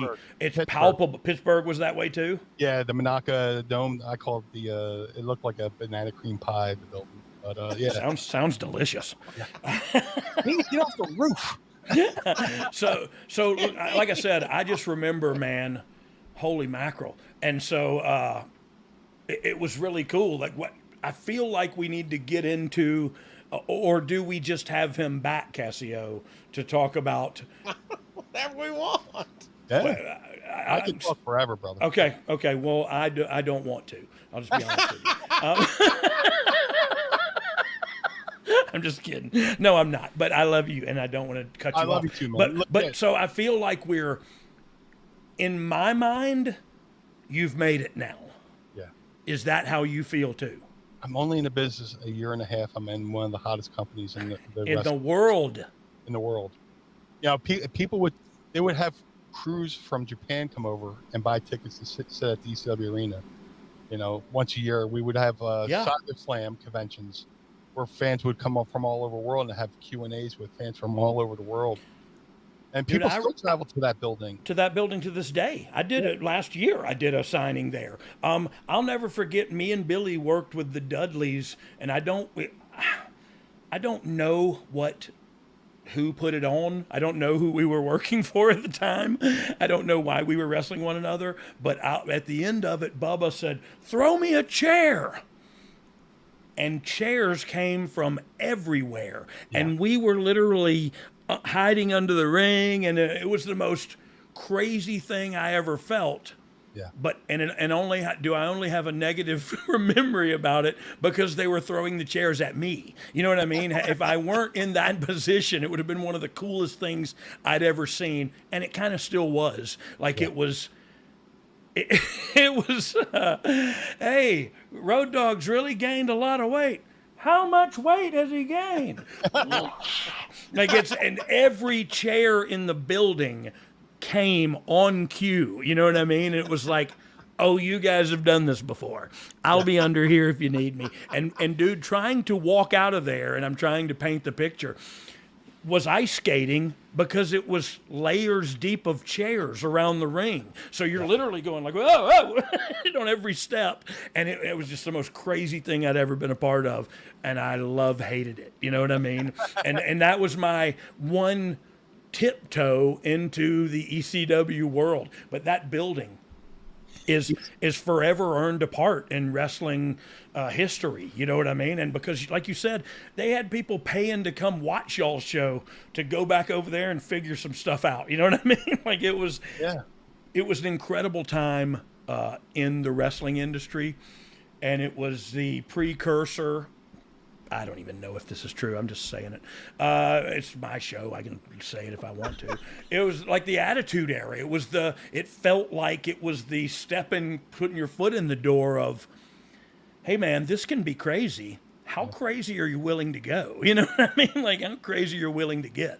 And there was always rumors that, you know, Paul during that era was still showing up for, you know, writing meetings at Vince's house here. Oh yeah. Yeah. Like you started figuring out that we were kind of in the WWE system when like draws would come in or. Yeah. So honestly though, y'all didn't know that was happening at all. Do you think any of the boys did on any level? We had an inkling because I mean, why else would we? They brought us in for Monday Night Raw. Yeah, 100%. Yeah. Like that. And look, this is a story that I stood up for myself on this story because I didn't know, and I feel bad about it. In as time has played out, but they told me, hey, you're going to work this match with Sabu. And then his partner, Rob Van Dam's going to jump you and beat you up. And then they're going to drop a leg under a chair with a chair under them on your head. And I was the real Double J. I'd just come back. I had just bought a new house. I had just had a baby. And I said, I'm not doing that.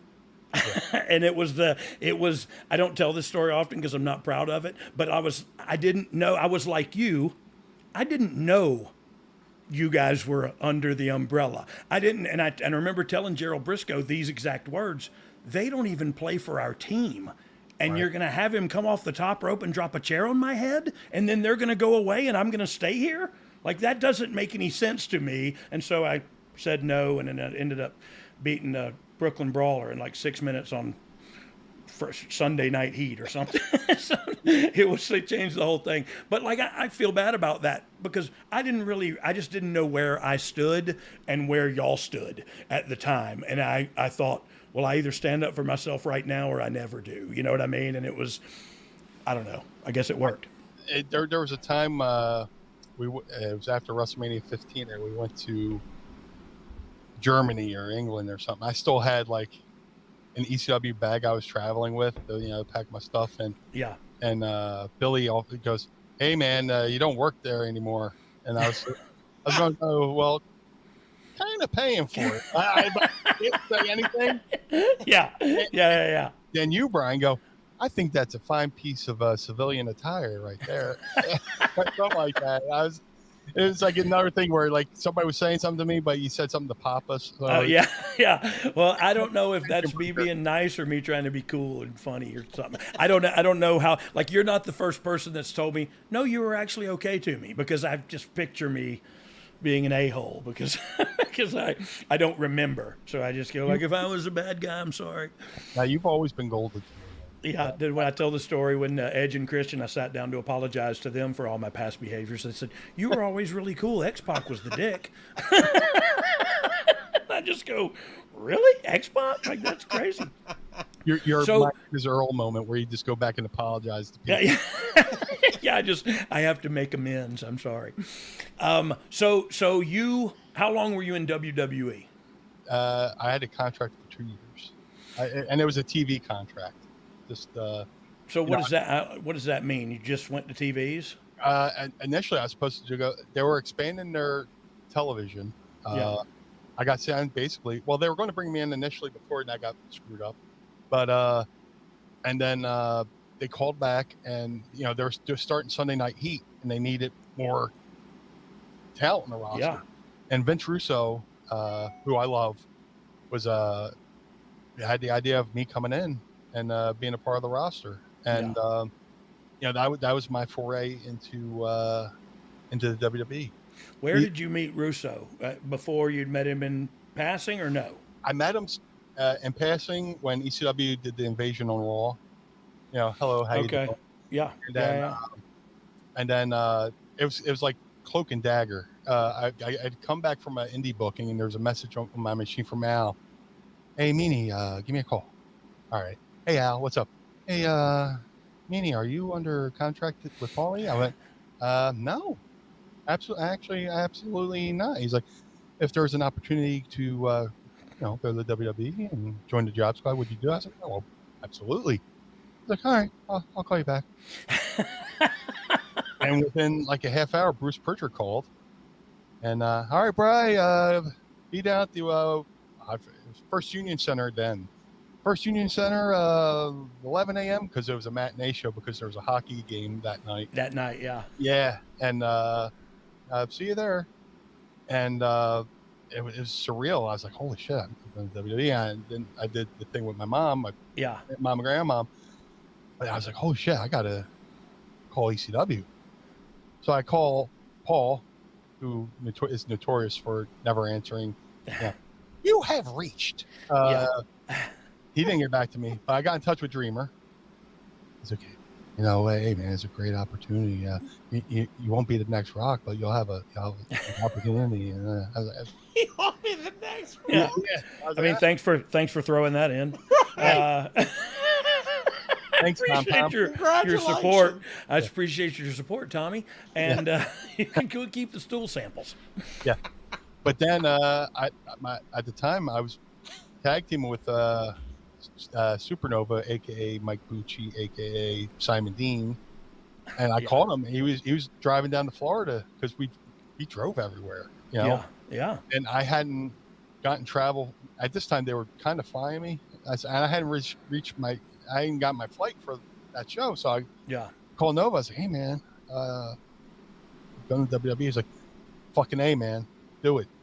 You know? Yeah. And then when he got down to Florida, he called me from the locker room and passed the phone around to everybody in the locker room. Everybody in the locker room said, good luck.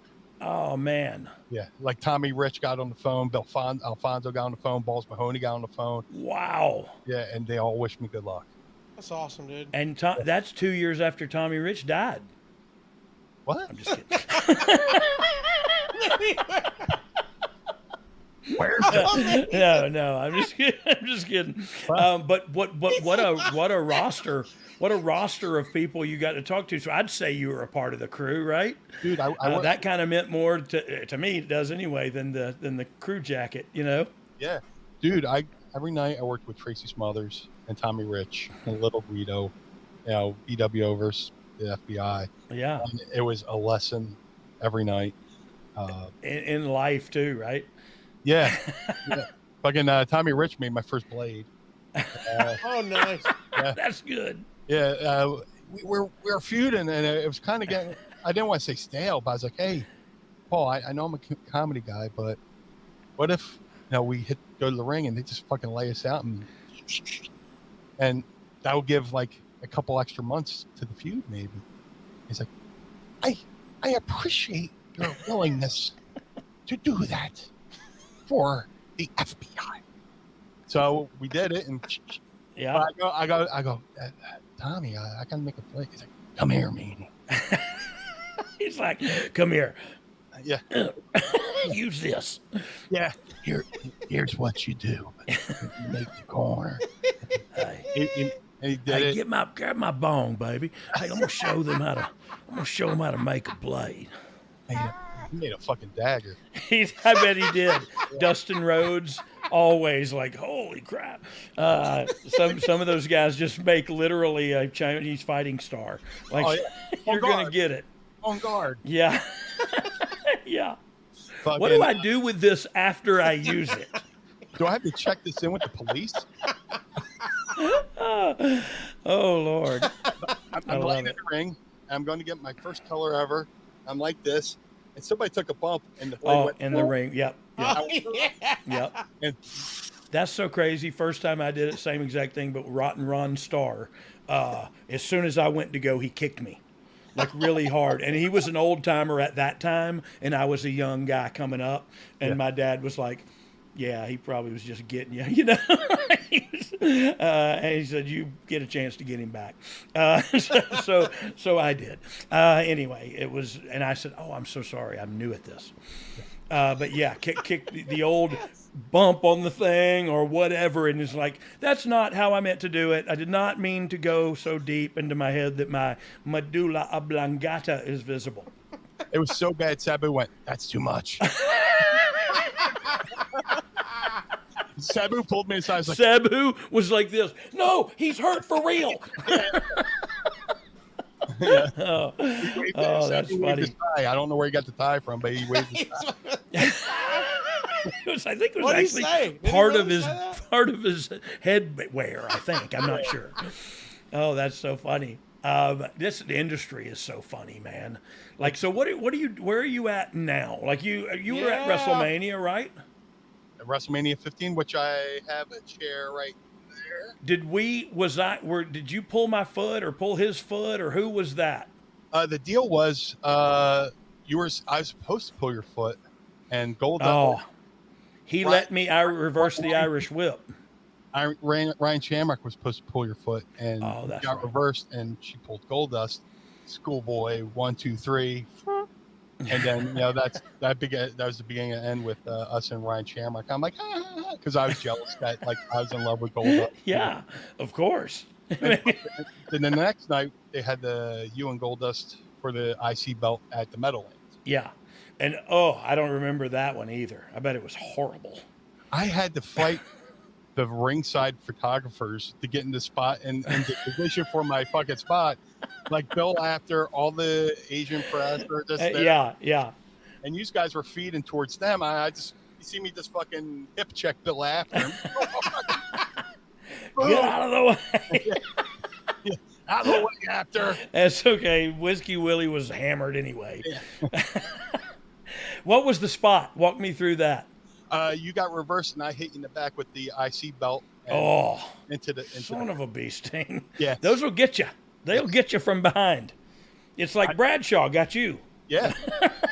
They work. Hey, let's at a time. It works every time. Yeah, let's slow this thing down a little bit. Casio, I'm going to let you take over for a sec. No, wait, I do have one more question before I let you take over and close us out, Casio. Brian Heffron and his milady went on a tour of the Game of Thrones thing. I want you to talk a little bit about that because I just laid it out horribly. So make it a little more understandable and talk about that if you would. Mrs. Meanie was kind enough to plan a trip to Ireland for my 50th birthday. And when we got there... You're 50? I just turned 50. Happy belated, and I'm sorry. Honestly, I thought you were younger than that, dude. You look great. Thank you. I appreciate that. You taste fantastic. Like it's a bad thing. Thought you were younger. Like I did. Former Phillies relief pitcher Larry Anderson said, "You're young once, but you can be immature forever," and that's my amen. I choose that too. Yeah, that's my motto. So I find a reason to laugh every day, just to keep my youthful. But Mrs. Meanie booked a trip to Ireland. First night we went on a rural pub tour where we visited the hometown of Fergal McDevitt. Oh, yeah. You're a Fergal McDevitt fan. Yeah. All right. Yes, sir. So, in all honesty, what was his wrestling name in like New Japan and all that? Prince Devitt. Prince Devitt. So I'm close. Yeah. And his real name is Fergal. Fergal Devitt. So I just added a Mick. Like Fergal I think McDevitt that's what Don't Americans ruin this. do. Yes. A McMansion, a McDouble, the McRib, which I hope comes back soon. The McGimmon. Okay, sorry. McRib. Oh, So you're hammered at Finn's house. Yeah. Texted him. He's like, "Oh, go to this pub." And all this. But and then we had an off day to recover. But then the next day we went to there was this tour that left from Dublin on the tour bus, and we went and visit. We took a bus up to Northern Ireland and visited like 3 or 4 sets of Game of Thrones, which was amazing. We got to see. We went to Winterfell, which is the main Yes. which they only used this location for the first one. Then they went and built their own.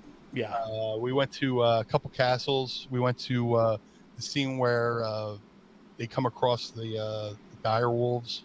Oh yeah. They find the little pups and stuff like Yeah. that. And it's crazy to see how close. It's like a TV taping, like how close everything is filmed, but they're in separate buildings. Yeah. Oh, they're just right in the next room. But everything's filmed so close, and it was pretty cool. We got to where the gowns and the Yeah, I saw the pictures of you in the gowns and stuff. Like, it was so cool to me. Like, I just thought, I live vicariously through you and your wife, and I go like, that Brian and Tracy is having a blast gallivanting all over the globe, and then I go like, I'll be by myself in a hotel room in Des Moines, so I can make sure the live event is good. But like that. So did you go to overseas with the idea of we're going to go on this Game of Thrones stuff? You know what I mean? Or was that just like a part of the big picture? Me and Mrs. Meanie had gone to London for a couple events, and we went for a Philadelphia Eagles game at Wembley. Oh yeah. And was that awesome? Amazing. Really? Amazing. Yeah. And then we went back to Wembley last September for the Taylor Hawkins tribute concert. Oh man. Amazing. I bet that was amazing. Now. Yeah. But both trips we had layovers in Dublin. And she's like, you know what? Why don't we just stop here one day and get off the plane and go stay here for a minute?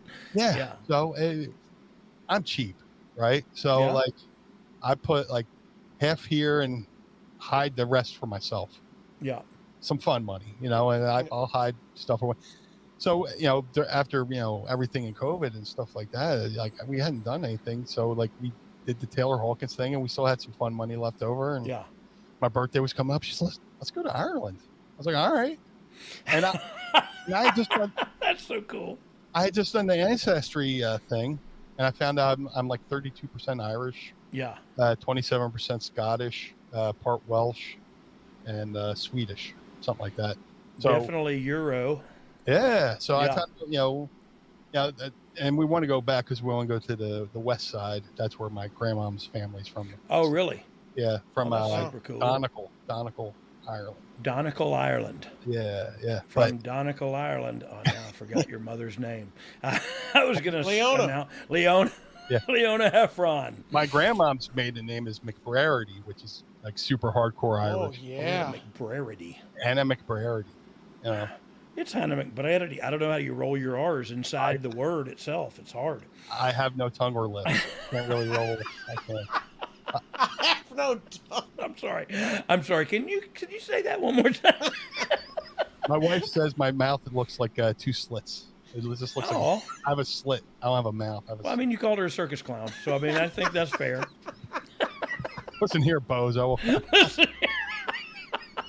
Pipe down, slit mouth. I used to watch Bozo out of Chicago. Slit mouth. Slit mouth. Yeah, that's the name of our garage band. We're Slit Mouth. Slit mouth.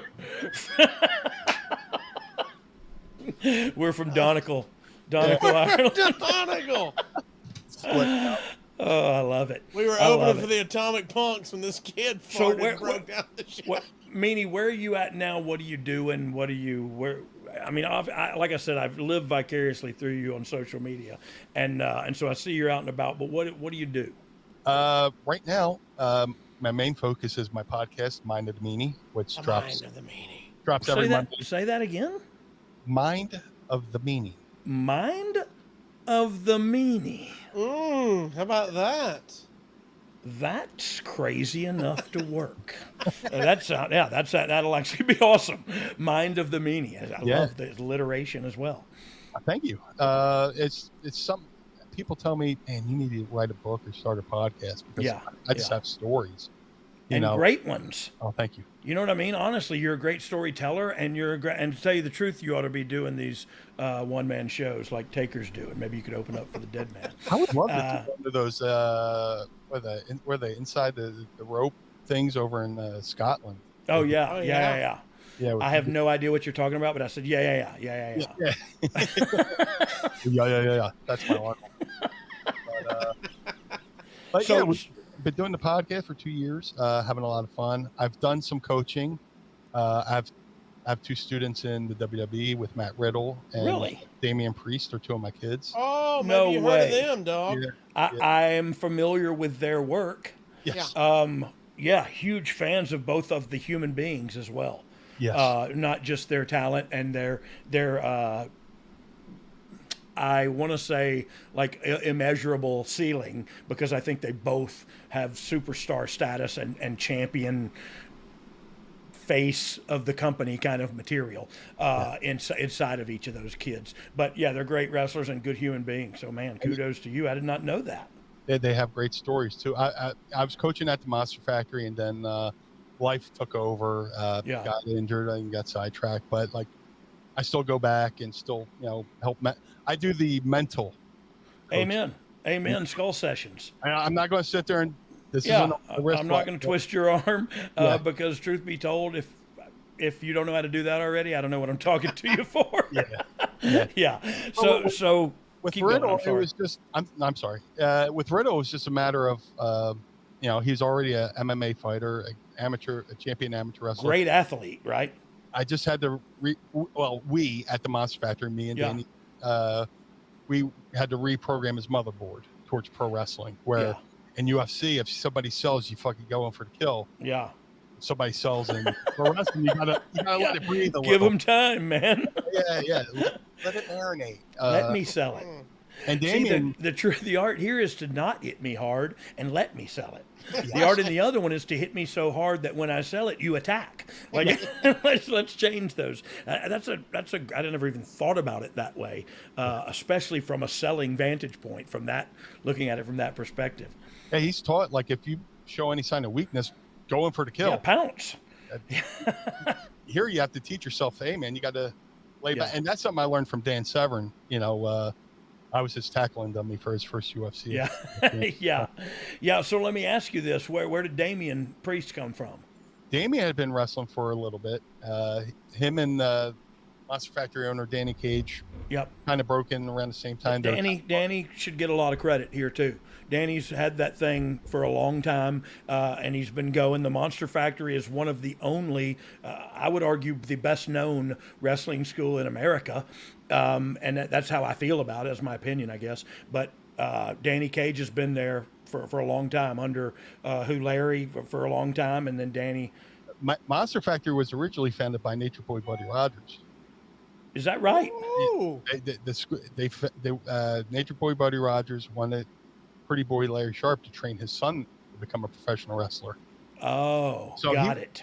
And he was training Buddy's kid for a little bit, but along came Bam Bam Bigelow, and he started training Bigelow. And this is a true story. Does Dave Meltzer know this? Dave McMeltzer. I will use that. Please. I will give you credit, but I will use it. And then Larry started training Bigelow, and Bigelow sitting there one day and going, "Man, you're just creating monsters. This is a monster factory." And that's when they changed the name to Monster Factory. It was coined by Bam Bam Bigelow. I'll be darned. That is very cool. I just always thought it was Larry Sharp was the guy. You know what I mean? Like I knew he ran their Monster Factory. Yeah, Larry trained Kevin Von Erich. He trained Bam Bam Bigelow, King Kong Bundy. He trained a bunch of people. Wow. So he also like it's more important to me that wrestlers ask him to train their children. Yes. You know what I mean? Like that's like Brad Armstrong. Like he's a wrestler's wrestler. You know what I mean? Like all the wrestlers know the deal. The people just see this average guy. You know what I mean? Absolutely. But that was Larry. And my point was that's Danny Cage too. He came down at NXT and guest hosted a couple times.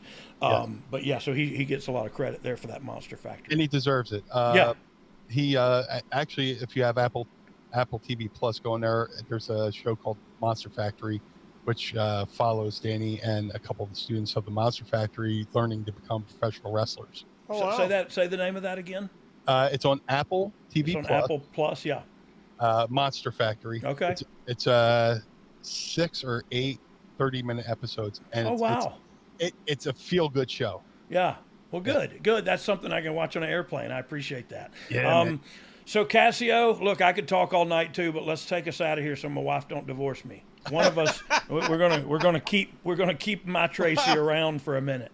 Yeah. Well, I'll only wrap us up now if Meanie, you agree to come back sometime and finish the story. Yeah, because I do think there's so many more stories, man. We've just now got to the WWE, basically. Yeah. And so I apologize. And with plenty more farting stories. God, there's got to be. I'll tell you the story when I destroyed a car with a fart. Okay. Good. Yeah. a 13-hour trip from Cherry Hill, New Jersey to Lima, Ohio, and I farted every 5 minutes and destroyed the guy's car. Oh, Yeah. somehow they live in there. Yeah. Somehow, like women right now are like, what the flip? But like guys get this, and it's like he probably had to sell that car He got into a wreck because of the fart. and he said having a stiff neck was worth getting a car that didn't smell like Brian's ass anymore.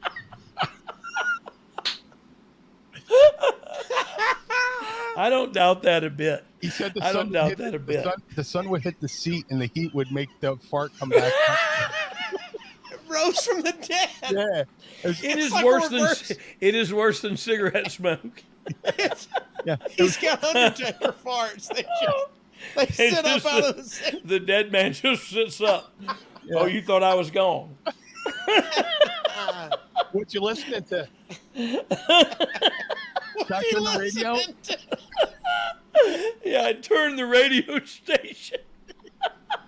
What you listening to? This is good. This makes for a good cartoon. Yeah. If somebody's out there listening as a cartoonist, you have to put that have together. a cartoon of it. I'll DM it to you. He does. Thank you. Do Yes. you really? Yeah, I swear to God. That's we did awesome. I told the story on my podcast, Mind of the Meanie, and my then host Josh Chernoff had his brother animate it into a cartoon with the story I tell on the podcast. Oh, yes. Did this break up with you and Josh? Is it amicable, or did he screw you over? Like, is this the time to bury him, or do we go like, wow, he was a good guy? Like, I don't know where we're at. He's all right. No, Okay, cool. So, he moved on to bigger things. He went on to work with Fight TV and Fight TV. He started his own. Tryfight.com, 7-day free trial. Tell him Dog sent you. There you go. And Barry Chernoff while you're there. While you're at it. Fuck that guy. No, The graphic covering media. You put up the graphic over Meanie's face. Hey, that was the bring it back up. Bring it up. Bring the graphic back. That's the revenge of Chernoff covering up Meanie's face. Smirnoff. All right. Oh, this has been fun, man. My ribs for real have hurt. We have got to plan a second date. And you know what I need to do is come on yours too, but I don't know if you talk about old fat redneck wrestlers on your podcast. Our motto is we talk about wrestling, sports, movies, music, and tons of useless knowledge. So. Oh, God, I've got so much useless knowledge. Oh, yeah. Just packed full of old commercial jingles. Yeah. Okay, cool. Look, follow Meanie at Blue Meanie BWO. That's on all the social media platforms. Mind of the Meanie podcast dropping awesome. every single week. Wherever you're listening to this show, you can hear Mind of Meanie. And you'll hear more stories from Mind of Meanie, like the one you just heard about the friggin' Monster Factory. So that's incredible. I'm sorry, Casio. No, that's it. PWTs. That's where they get the merch, right? ProWrestlingTees.com/Blue Meanie, where you where they get the BWO shirt. The BWO shirt, and it's summertime, so you can get all my shirts in tank tops as well. So. Yeah. Sun's out, guns out. Which, by the way, before we get out, that means it's the perfect time to throw that picture up. Of Dog me and Snoop Dogg. And this is the perfect time. Those are our tank tops. If you go to Meanie's website, you'll show his. I can't believe you're showing ours over his face again, Dom. Thank you for treating Here's why we did it. No, I get it. That photo was taken August 9th, 1999, Chicago, Illinois. Yep. And the reason why I know that is because I, too, got a photo with Snoop Dogg that day. But also, that's the night Chris Jericho debuted for WWE. Yep. And Billy Corgan was there as well. There's a whole bunch of people back. Yeah, that was a crazy night, right? That was awesome. Yeah, it was awesome, but it was that, man, I couldn't believe that. I knew it was Chicago because I remember the backstage area where, you know, they had the governor's office and Snoop Dogg's office, and we had a blast. But that's great, man. Meaning you were not in the room when the cannabis was being passed around. I saw the aftermath, like when the door opened. It's like the movie The Fog, you know, when you People started putting lamb's blood It over was, the door. it was like Bray Wyatt's entrance. It was just we came walking out of billowing smoke. had a lantern Somebody had a for lantern. Yeah.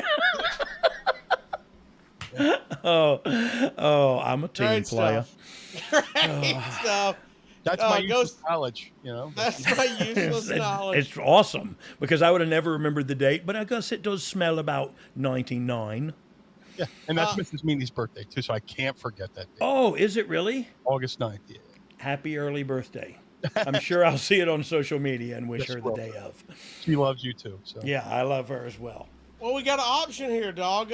We've tossed it to some of our guests. Do we I want to do that for sure. I thought about it earlier. He watches, so you know we do You know the he Thankful knows. Minute to end the show where we spread positivity and we put 60 seconds on the clock. So, Meanie, we're going to put you in the hot seat. We're going to put 60 seconds on It's the a clock. 60-second promo where you talk about what you're thankful for. Anything you're thankful for in your life, brother. 60 seconds on the clock. Dom? It could be those baby Kick it. wipes we talked about. Sorry. I am thankful for the family that I grew up with. I'm thankful for my grandparents, Ann and Jim Reardon, my mother, Leona Heffron, who was a single mother who tried to raise me and my sister. You know, she tried to do the best she could, and when she couldn't do it, she trusted my grandparents to raise me. And I'm thankful for all the friends I had throughout the years who are still my friends, who believed in me, all the teachers who believed me. I have yearbook photos where they say, "Good luck in the WWF" in my high school yearbook. I'm thankful for all my trainers, Al Snow. I'm thankful for everybody I wrestle with, anybody who's willing to put me over, anybody willing to work with me when I made my mistakes. And thank God for Paul Heyman for not firing me when I made all those mistakes. Thank God for WWE for giving me second chances.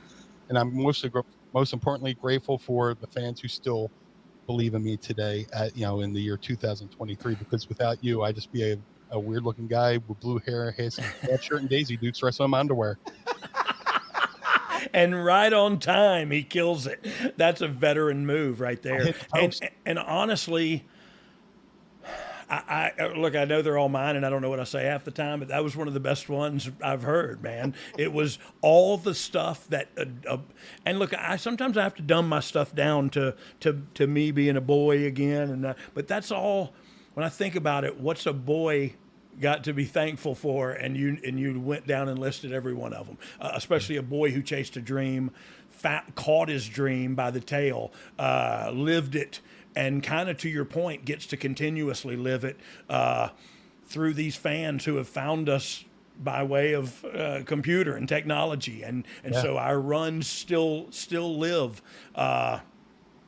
Yeah, so good to hear your stories. So good to hear what you're thankful for.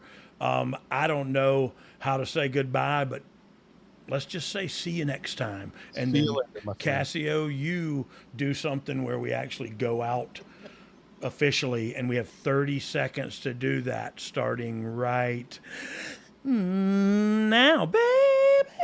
Follow him at Blue Meanie BW everywhere. That's got all his links to everything else. Listen to Mind of Meanie podcast. Meanie, we thank you, brother. This is, man, I hadn't laughed that hard in a long time, and I laugh really hard every single week. Mind of Meanie. I'm going to write a new jingle for your entrance. Well, something about, the only thing I can think about right now that rhymes is weenie, but look, I'm going to think on it a little harder. It works. Works for me. If y'all didn't laugh at this episode, Meanie's got 2 words for you. Suck it!